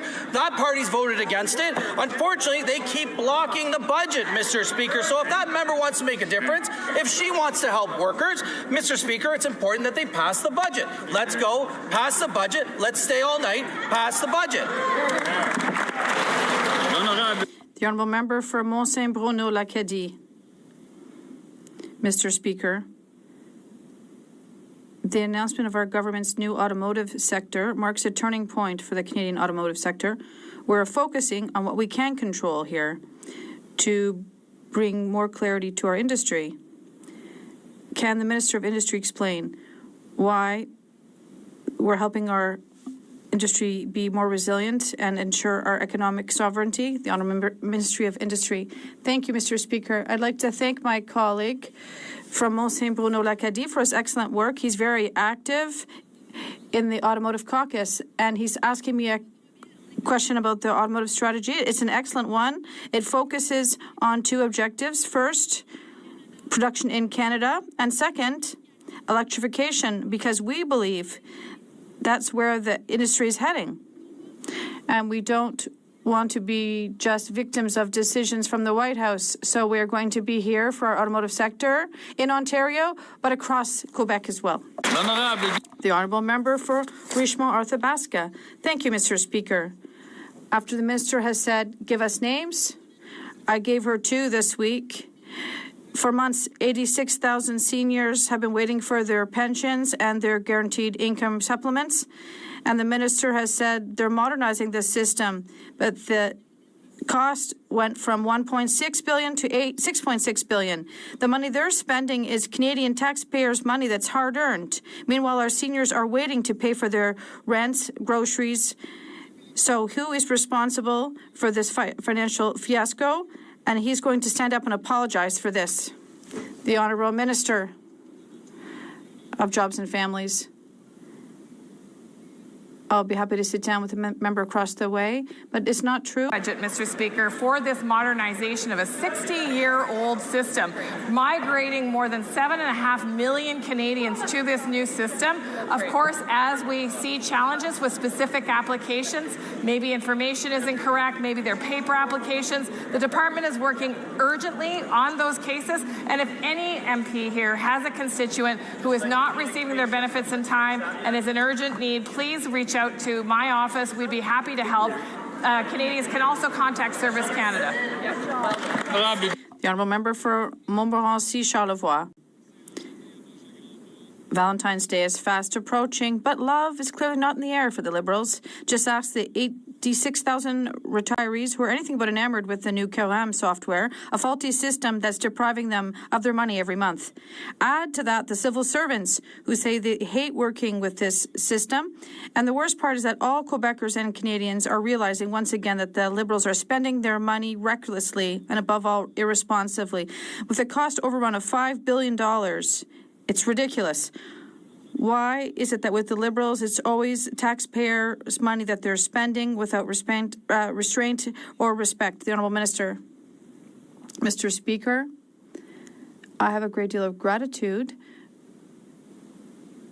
for the workers who are working hard and who are learning quickly on a new system. Mr. Speaker, that we talk about these civil servants with the respect that they deserve. In fact, at the beginning, of course, it was challenging to learn that system, but these workers have worked extremely hard to get better and more proficient at a brand new system. It's replacing a 60-year-old system, Mr. Speaker. I challenge us all to think back to what a computer system 60 years old might look like, and I'm very proud of the civil servants who have worked so hard. The honourable member for Beauce. Mr. Speaker, the Canadian forestry industry is under attack again from U.S. tariffs of 45%, and this inaction continues to threaten the livelihoods of our workers. There were lost jobs at the Domtar plant in Baie-Comeau in January. This morning, we've announced job losses in Montreal and Latuc. When will we get rid of the U.S. tariffs and defend our forestry workers? The Honourable Minister of Natural Resources. Mr. Speaker, I'd like to remind the member opposite that while the Conservatives are obstructing our progress, we've proposed $2.5 billion in support from this government to go into the forestry sector. Workers and businesses know American tariffs are what is causing the problem. Do these folks understand it is the tariffs we need to be fighting, not each other, Mr. Speaker? The Honourable Member for Hamilton Centre. Mr. Speaker, Canadians want to choose electric vehicles, but they also want the confidence that they will be able to charge them where they live, work, and travel. This is a critical component of the government's auto strategy. Can the Minister of Energy and Natural Resources tell the House how today's announcement is helping build the charging infrastructure Canadians need while supporting jobs and investment across the country? Minister of Energy and Natural Resources. Thank you to the member for Hamilton Centre for the great work you're doing in your riding. Mr. Speaker, that's exactly what today's announcement is about. We're investing more than $97 million in 155 clean transportation projects across Canada, including $84 million to install 8,000 EV chargers, helping Canadians choose to drive electric with confidence. This builds on our progress to date and supports our auto strategy by strengthening Canada's charging network, attracting private investment, and keeping good jobs from coast to coast to coast. Yeah. Well done. The Honourable Member for Caribou Prince George. On November 25th of 2021, a lone gunman circled the Vanderhoop RCMP detachment, spraying dozens of rounds into the particle board walls, narrowly missing the RCMP members working inside. They thought they were going to die that day. It's a miracle no one was killed. The Liberal government promised they would stand with these members. They promised they would partner with the province and the District of Vanderhoof to build a new detachment. But 5 years later, the memories are still raw. The bullet holes remain, serving as a constant reminder of that horrific day. The province is on board, the District of Vanderhoof is on board, but this government is missing in action. Why? Here. The Honourable Minister of Public Safety. Mr. Speaker, I'd like to thank my colleague from Caribou, Prince George, for this question. And let me also extend my deepest support to the individual RCMP officers who have been impacted.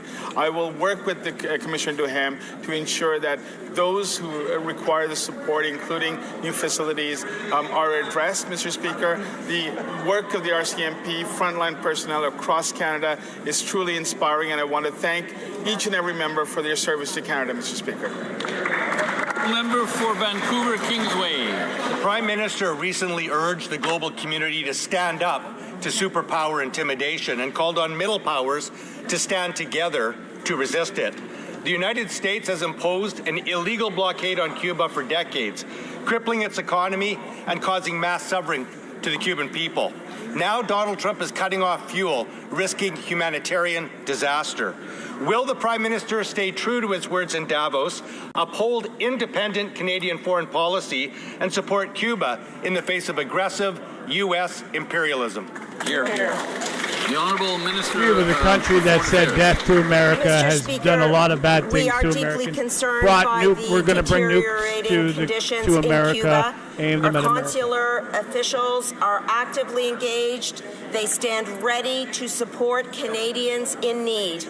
We are also working, Mr. Speaker, with the Cuban authorities and Canadian tourism stakeholders to ensure a timely and an effective response. We understand that aircraft carriers from Canadian airliners will be picking up Canadians. Our top priority will always be the safety and the security of Canadians, and our foreign policy is based on that. Humanitarian mission, getting a humanitarian mission does sound Mr. like Speaker, a good idea. Alberta's Bill 11 is American-style two-tier medicine. It allows doctors to bill privately while also billing the public system and allows private insurance for medically necessary care. This breaks the promise of Canadian Medicare, creating one system for the wealthy and one where the rest of us are left waiting even longer. The minister said she'd look into it, but it's been 2 months and we've heard nothing. Will she stop stalling, enforce the Canada Health Act, and protect Canada's universal health care system? NDP Liberal brought it in, so the NDP must Thank you, love Mr. this, Speaker. you know, obviously. I'd like to tell my colleague, yes, to date, we are looking with the legal services at Health Canada what is happening in Alberta, and I'm working closely with my counterpart provincially, and I will come back to them when we have an update as to when this act will be implemented or not. As I've said, to date, I am the guardian of the Public Health Act for Canadians. Well, it's nice that she's gardening. The attention of members to the presence in the gallery of the Honourable Charmaine A. Williams, Associate Minister of Women's Social and Economic Opportunity for Ontario.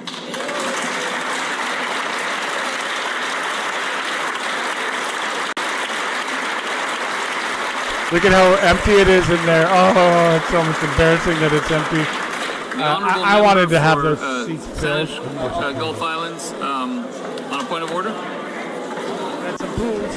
Point of orders. Maybe give so that there's quiet and we can hear. MP may be wanting to have more time again. Thank you, Mr. Speaker. During the course of debate today, numerous times, numerous Liberal members have made reference to Bill C-2, what was named the Strong Border Act, when it was tabled in June. The trouble is, Mr. Speaker, and I will try to be succinct, Bill C-2 cannot be put forward for a vote.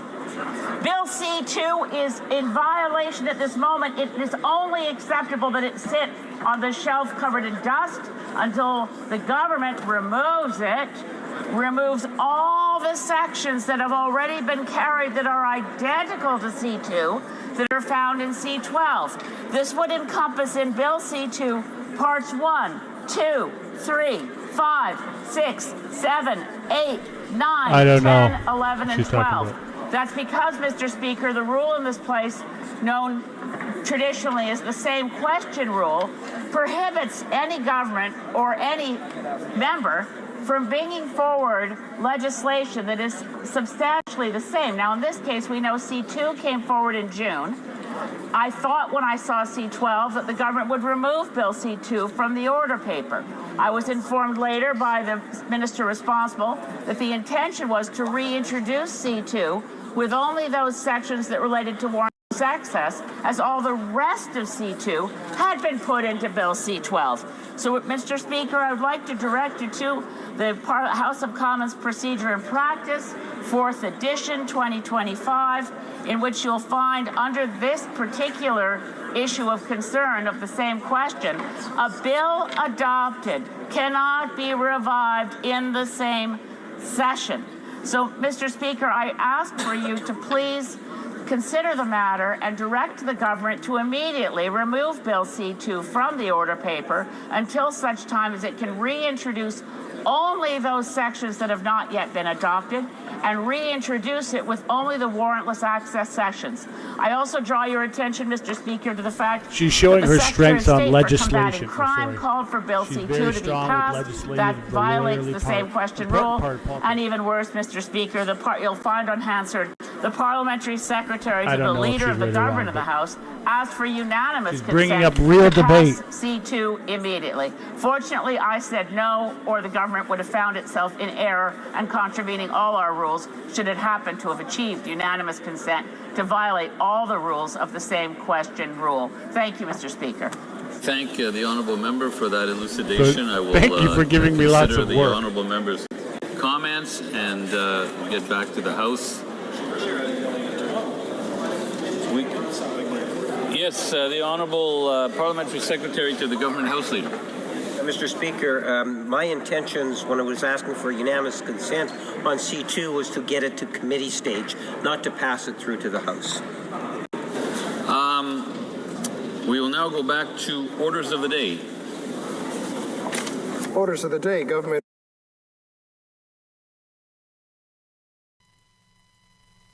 Okay. Hey, thank you, the three people, for watching. I don't know what to do. Trivia. I guess I'm gonna continue to do this question period.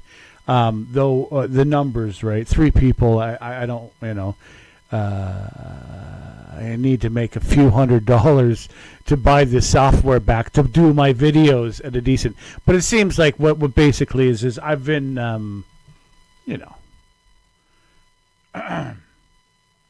It happened in, I'll just say what happened in Britain. The British Parliament, if you did any refeeds of the British Parliament, your numbers were totally dropped down on commercial companies. We're not saying which commercial companies, but restreaming services. It didn't matter if you did your content on the side or anything. Your numbers were down because the Parliament, the politicians didn't want other people commenting on it. I totally disagree. I think it's so silly.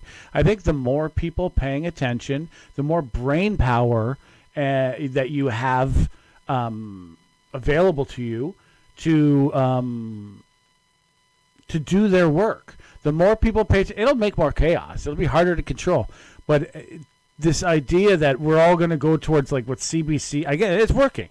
It does work because what happens is we're all lazy. I am self. I go into my feed. What's in my feed? And I click on. Oh, look! I'll click on that one. And if so, what they say is like if you don't know what's there, it's not there, right?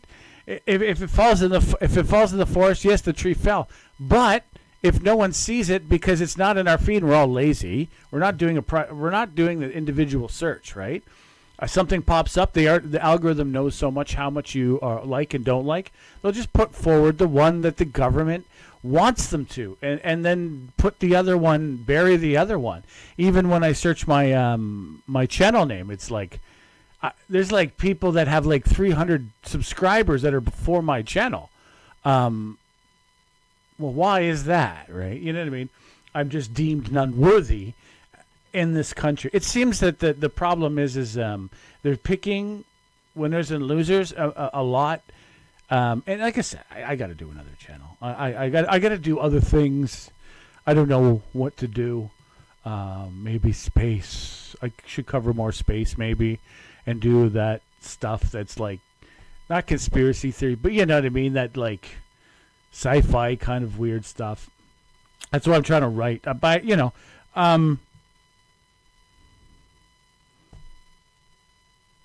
Canada has, as we've allowed corruption on the rise, and we know there's corruption now because there's cops going down for attempted on one of their own, not just like another bad politician, and they're getting paid by, the last time we had paid by organized crime. Organized crime isn't just like the Italians anymore. It's almost every single country has their own. Venezuela's one has been deemed thing. El Salvador's one has been deemed, MS and Twende. But there's probably about 100 others, right? Every country basically has followed, or they're like, oh, that's a good idea. We'll make movies and we'll have our own, right? And then the money comes back to our country a lot of times. And we'll use these organizations in free countries, overly free countries, to push our agendas. Well, a lot of times it's not a big deal, but how they're gaining their money and how they can just destroy somebody for someone else without major pushback. I have a problem with when I see too much officers leaning toward thinking they're cool criminal type of people. We have too much of that in this country. I see it in the military, and it's fine in peace times when we're winning, but we're not winning. We're looking at the possibility of war. And when you have that level of corruption, what I've seen, we all see it. We all see it. Our country gets weakened, and then, politicians assisting it because out of ease. It's like easier just to get rid of this guy's voice because look at all the things that they said about him. Get rid of him, right? They do this over and over. Well, who are we getting rid of people for? They're organized. They're organized. They may be on the fringe of it, but they're organized. My opinion is that the country needs a major corruption overhaul, and they need to nail, first of all, you don't have to put them in prison for the rest of their life, but it starts with the top. Politicians. We know there was one politician that was taking money from a foreign country. They need to make a couple examples, not all of them, and then it'll change. Epstein is a good example. What was happening there was an intelligence agency, I believe, probably within God knows who. I don't know which country. It wasn't. I don't believe it was like a foreign. I think it was, it was through the investment firms. It was their own machine, and it was disgusting, and it's going down. And Ghislaine, whatever her name is, ain't getting her clemency 20 years so we can hear her little song and dance BS, unsubstantiated stuff. She has no information. She'll just start naming off names. I may be wrong, but I think the White House, they didn't take her call. They said, I'll give you names if you give me clemency, basically let me off. No reply. So, when you read The Fall of Rome by Gibbons, which I haven't yet, but I've listened to all the research around it. Basically, Rome took a long time. It took 9 books to tell you about the fall of Rome, and it starts with corruption. That's it. They had these Stoic leaders, and a Stoic leader is basically someone who says, I'm fine with living with, meager means and this and that, and the good of people, and you take away everything from me, and like Boethius, you take away my prideness, I will still remain as virtuous and happy as I possibly can. And then it turned to these people that were like all about money and fame, and about lowering the moral value of the people. And wine production went up, food production went down. This is exactly where we are in America now. Drug production is up, food production is down. It's happened. Like, you can get drugs easier than you can get cheap, good steak. This is like for price value, you know what I mean? And this is where we're at. It's starting. Of course, is 9 books. I think we're on book 3 or maybe 4 of 9, and it can be reversed, in my opinion. But it has to have. We have to start holding a few politicians to account. Like I said, I don't believe jail time for them, but taking vacations, that has to stop. You can't take vacations because we all know WEF was doing it, and I don't have no problem with WEF overall. But you can't give away something to someone and expect that it doesn't influence the person. Of course it will influence. Has anyone been on a vacation that they remember 20 years later, like the best vacation of their life? Of course. Well, that can affect people 10 years from now. And a politician should not be able to accept that. I think they should have a larger government budget to travel to these places, write a report that goes to CSIS, the spy agency, and it goes to the government of Canada, so the bureaucrat agency. They have to write a report, a security report, because God knows what, this person, that person tried to influence me, right? And then second, they need to do it for the bureaucrats for prosperity. Like, okay, this is what I learned, and this is a good idea they were doing in Luxembourg. You know what I mean? Just that kind of stuff. So that information doesn't get lost only in a party that's like opposition. But, and we know this. There's another thing. The doctors, like they said, doctors are captured by the pharmaceutical industry. They know this. They give them vacation every year. Well, they're captured by them. Like, it's captured by niceties. And that to me, allowing the people who should be the most virtuous, allowing that as if it isn't doing anything is a problem in my opinion. But politicians, it needs to start with, I don't think they're all corrupt. I think that there is it in it. And then you need the police obviously our police need a major SIU investigation, as you can't have 10 and then 20 other organized crimes taking bribes and this and that, training, and up to the giving hitmen, doxing people. Like these aren't just like normal things. They were selling hard drugs, these cops and robbers. I'm not hating criminal this and that. I hate it when I get more upset personally when you have people that are in a power that they're like, it's not that bad, because it's an iceberg. It's what you see and what you don't see. It's like how many people got destroyed and they said, we won't worry. We'll be good about it. We won't go too far. Well, wait a second. You only see a tip. You don't know what's going on completely underneath. And our police are so overwhelmed right now. I don't blame them all. They're so overwhelmed. They can't do full investigations. They aren't. They're literally relying on criminal organizations for lines. This is like where we're at. And investment firms, all these places that they're focusing on are not caring about the country. They've become international. They're international corporations and don't care about individual countries. That's the borders. We don't need borders. All of this stuff that we've seen that happen under Biden, under the Democrats. The Democrat Party has been captured by this international conglomerate, and their ideas were hurting the working class people, and they haven't been helping us. If they were, I would be quiet, but they aren't. They're not helping the working class. It's all about making a more billionaire, and a billionaire doesn't help the country. More people having $1,000 in the bank helps the country as a whole, and it keeps. When you have a strong middle class, you have less corruption and less crime. If I have a really good paying job, I'm going to tell some criminal who wants me to do something shady or a full-fledged criminal where to go. But no, I got a good job, right? I got a job that gives me enough food on the table and one vacation a year. Maybe a cottage if I'm really, really work a lot of overtime, right? I'm going to tell where the criminals where to go. If I'm struggling to even make enough money to fix my teeth, well, frickin' rights, you're going to be susceptible. Do you know what I mean? Unless you're really, really struggling to be good, which I'm trying, struggling really hard to be a good person. Most people are not going to bother with that. They're going to have too much pressure, too much financial pressure. They'll be like, yeah, okay, whatever. I'll sell that crap to these people because they're bad anyway. We justify doing evil things to people because we want them. We want something else. And when we're literally, I have an opinion at that. And it's just picking winners and losers. There's a form of corruption. Because who says this? Organized people. Organized crime is what gets the numbers up and down and can lobby. That's where the conservatives, I think, are failing. They're looking at pointing the finger at individuals way too much. It's not the individuals that are the problem. Of course, there are lone wolves that they say, oh, the lone wolf.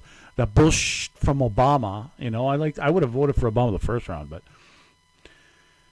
it's about the biggest problem we have in this country right now is organized against us. And it's not just organized crime like the Italians or the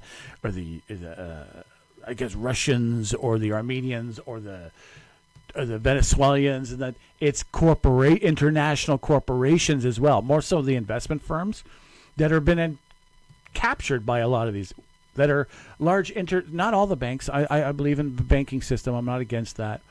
But some international banking system that have turned a blind eye and allowed themselves, as they were losing profit, to accept a larger amount of corruption in their things. There's a lot of banks in Europe that went down because they were accepting corruption. And I don't mean just corruption against people. It's corruption against the environment. It's corruption against national borders. It's corruption against humanity in a sense, right? There's a lot of that happening, and the conservatives picking off individuals is basically you can't solve that problem. We pick off individuals. They're going to go after someone, an individual here, an individual there. It's not the individual. It's large, huge swaths of organizations, criminal organizations, corporations, and all international that need to be, I don't think, demolished, because that's silly. That's just like what we did in Iraq. We're going to demolish the Iraqi government, all their military, and what did we get? We got ISIS, we got major problems in Iraq, 20 years in Iraq. What I believe should be done is you focus on one person who's done something and this and that, and then help it go better. And I don't mean like crime, organized crime, going against mafia. No, we know who's that. We don't need to highlight that Tren de Agua is bad. We know that. I mean, doing the organizations in Canada so everyone knows and understands that we have to work harder against corruption. We can't allow we can't allow a free renovation in our house, and then lean this way on a vote. Right, these are the small things that happen in huge doses, and it's gonna and the police can't keep up with it. They can't keep up with the petty crime. Some guy cursing and swearing, you running down the street. They're not going to be able. They can't do this type of crime. It's very sophisticated, and look what happened with this awful woman. It hurts my heart. I believe this is another side show with this Guthrie lady. Old people and children, I would like to see Canada put billions of dollars into a voluntary watch system for vulnerable people that can't be taken off without major alarms going off. It's automatically tied. So older people and children, and it's monitored by AI, maybe like with their heart rate and stuff like that. So it sends alarm bells, and it's monitored by voice, like listening all the time. So to warn us when the youth and the elderly, I know it may be extreme, but I don't care if someone watches me. I don't do any crime. As soon as cannabis came legal, I totally changed my whole. Not that I smoked a lot, but I had, not when I was in the military, but I had. So. As soon as that happened, I don't mind if I don't care about 1984, them watching and listening to. I don't. I personally don't care. I know not many people agree with me on that, but I think it would be a watch, and so criminal organizations know that the youth, you know what I mean, until they're 18, and the 60 or 70 plus, whatever, 60 plus, and other individuals that are vulnerable individuals are protected and monitored, like an AI or a bunch of people that live separate from society because and top secret clearance, because you don't know what you're picking up, right? Like, family secrets, not bad ones, but you know what I mean, trade secret. You know what I mean? You can't have people who know a lot about the people around close to those people. It's just susceptible to potential. I believe that that's what we should be doing, is having these like I said, some kind of a band monitor, a watch.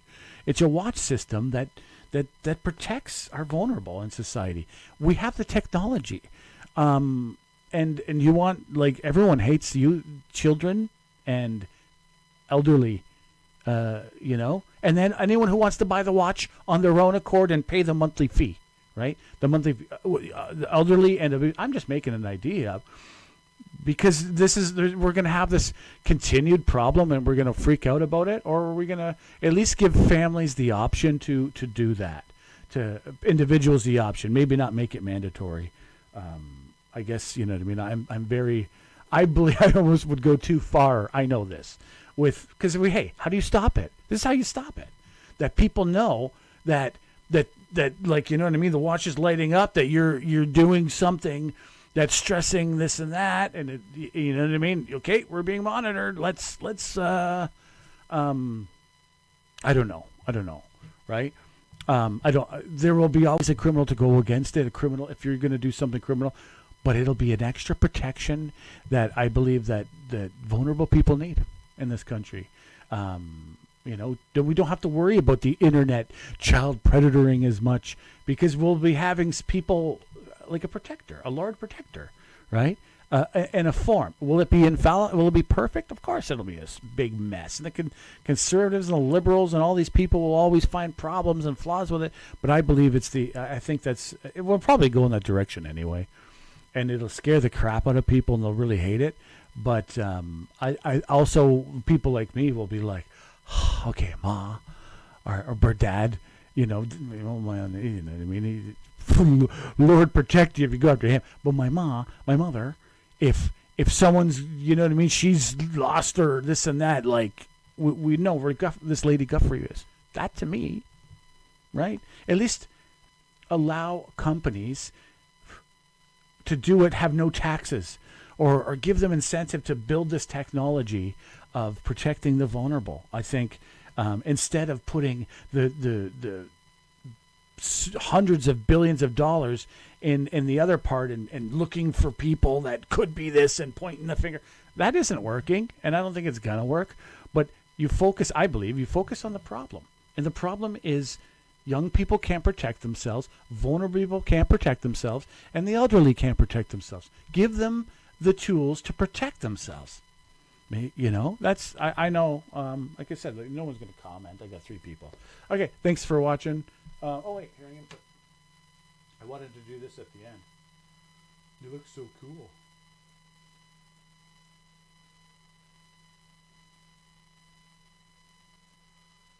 Yeah, like I said, I don't get any, no one's really commenting, or 3 people. I have a feeling it's just, I get the comments on the side about he's got this and that. I see it. And there's no way I can defend against. How can I defend against organized attacks against me? You can't do it. There's no point in a government, and this is about Jimmy Lai as well here. Oh, sorry. Jimmy Lai. You are not a government if you can't protect your citizens. Jimmy Lai is a British citizen, and I'm. It's not the monarchy on this one; it's the government. Jimmy Lai is a British citizen. Britain had a deal with China.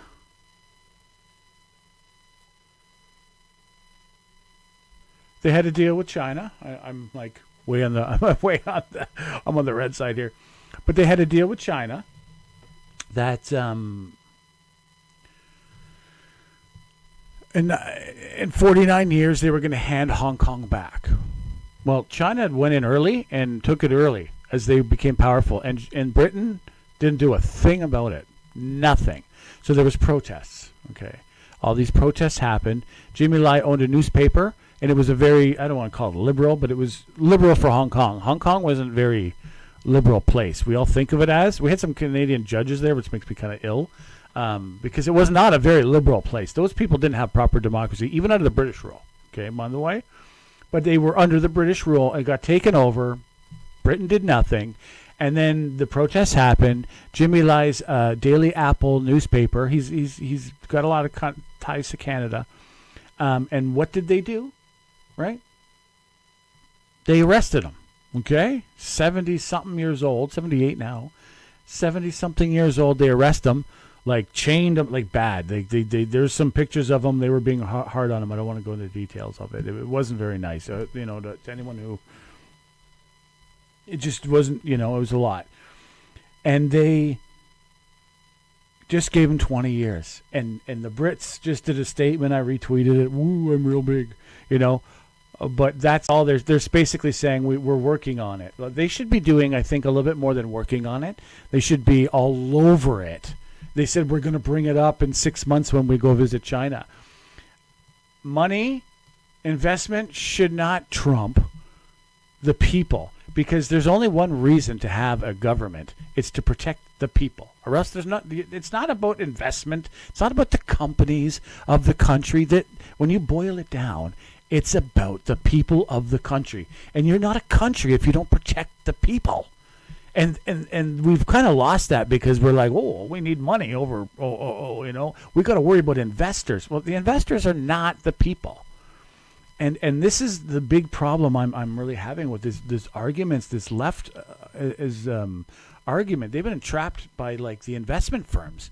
I'm not against investment firms, but they should not. We should not hear about the investment firm every day and hear nothing about what you're going to do to the people. We're worried about investment coming from this country, coming from that country. We need investment. No. How about you invest in the people of the country and hope that you invested correctly and they invested back through, what was that, blackberries, right? That beautiful, beautiful blackberry. Blackberry was a Canadian invention by Canadians who loved Canada, by the way, the two guys. And they made huge money towards the country. And they did it because they were in a part of the country that helped the schools and businesses that were in the area where they built it. I'm not going to go too much in detail.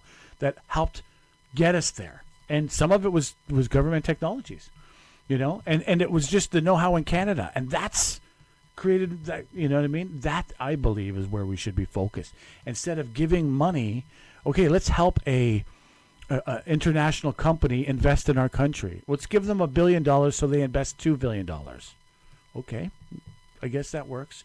But does this company really care about the nation and the people? The reason why we have a government, the number one reason, is for the people, and second is the land. That's it. The land doesn't get a vote. People do. And so this is our biggest problem, I believe, in our country, is that we've lost the focus on what is it for the existence of government, It's not about the wealthiest who have the largest voice. Because if there was 12 people that were really super rich and do everything for the country, there's no country. Anyway, I digress. And the people can't affording homes and stuff like that. Well, they give billions away to international companies, billions away to Chinese EVs and stuff like that, and we can't. And then the whole housing plan. I hope I eat my words on it, but the housing, they've given like $20 billion. And it's all about investors in the housing industry. Oh, my God. Because giving to the people is the worst possible thing. First, I believe, is the education needs to happen. And the hard drugs need to go down. Because, you have neighborhoods that are hard drug people and hard drugs. They'll be very dangerous. They'll be hard to police. So we need proper rehab centers. We need proper law enforcement that isn't corrupt to eliminate the hard drugs. I believe we have enough that are legal. My opinion.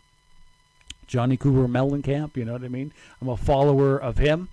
I believe and basically everything in his songs, you know what I mean? And it's like we got enough of cigarettes and jokes and boozing and then cannabis. You know what I mean? There's enough. And the other harder drugs, they need to do harder work on that. They're not doing very hard work on it. They're handing out drugs to people. And they have to help people that are captured by that system of not being able to stop it to get off it. But we don't. There's, like in BC, there's a lineup. years lineup to get to a rehab. It's unbelievable to me, right? Because it's not about the people there; it's about the wealthy people who own the high rise. I just keep. I know there's no one's listening to me. I have no voice. It's gone. It's been removed. I have no money. I can't even afford to fix my fucking teeth. So having faith in the country is damn near impossible. Having faith anything will get better is impossible when you're basically looking at homeless. You can't afford to fix yourself. You can't get a doctor to give you health, and the police are not even trustworthy enough to be able to protect the people. And what else you got? Oh, and then we got our government talking about the millionaires, concerned every day about the rich people of your society. How do you extermination course? I said this before. How to get rid of animals? You get rid of their home. You don't do the food. You get rid of their home, and that's what we've done. Okay, yeah, I understand that we have to get people off the hard drugs because they become more problematic, hard drugs. But there's no focus. There's no help for those people who want to get off. All there is just another drug dealer down the road telling them, here, take this, keep pulling their strings, getting them angry. Go on social media. Social media is yet another anger, hate machine. And there's no one helping that person. Just the same thing. Well, how do you get Fruit Loops at the top of the food chain, of the food pyramid? How do you get that? Because you have governments, agencies that are just obviously captured, right? And I believe we have that way too much in Canada. And I'm feeling the weight because I have 3 people on here. I have $17 and three months work. I'm going to continue to do this, but it's definitely not working out for this cat. I serve the country, and I get more slander against me than you would believe. Oh, he this and that from criminals, and that are rising in the area and then laughing at me. This is. How do you have faith in a country that does that allows the filth, I believe, to rise, and someone who just honestly loves the country to just get slandered daily basis, and not a politician is working for the individual man. The conservative housing plan sucks. The liberal housing plan is non-existent. It's putting money into lawyers. The NDP, I don't know what the hell they're worried about. They're worried about these special interest groups. Who's left? Well, there's May and May's legislation. There's no one fighting for the working class man. It's all special interests. And what kind of country do you get from that? And then it's about finding, and then it's all evil Trump. When you put 76% of your goods selling it to one country, you're basically focused on that one country. And we left ourselves susceptible. We made all these free trade deals, and it's not the corporation's fault. Hey, the path of least resistance, like water, a corporation will follow. But there needed to be politicians saying, listen, we have a free trade deal with this. Here is a desk to sell your products to Chile.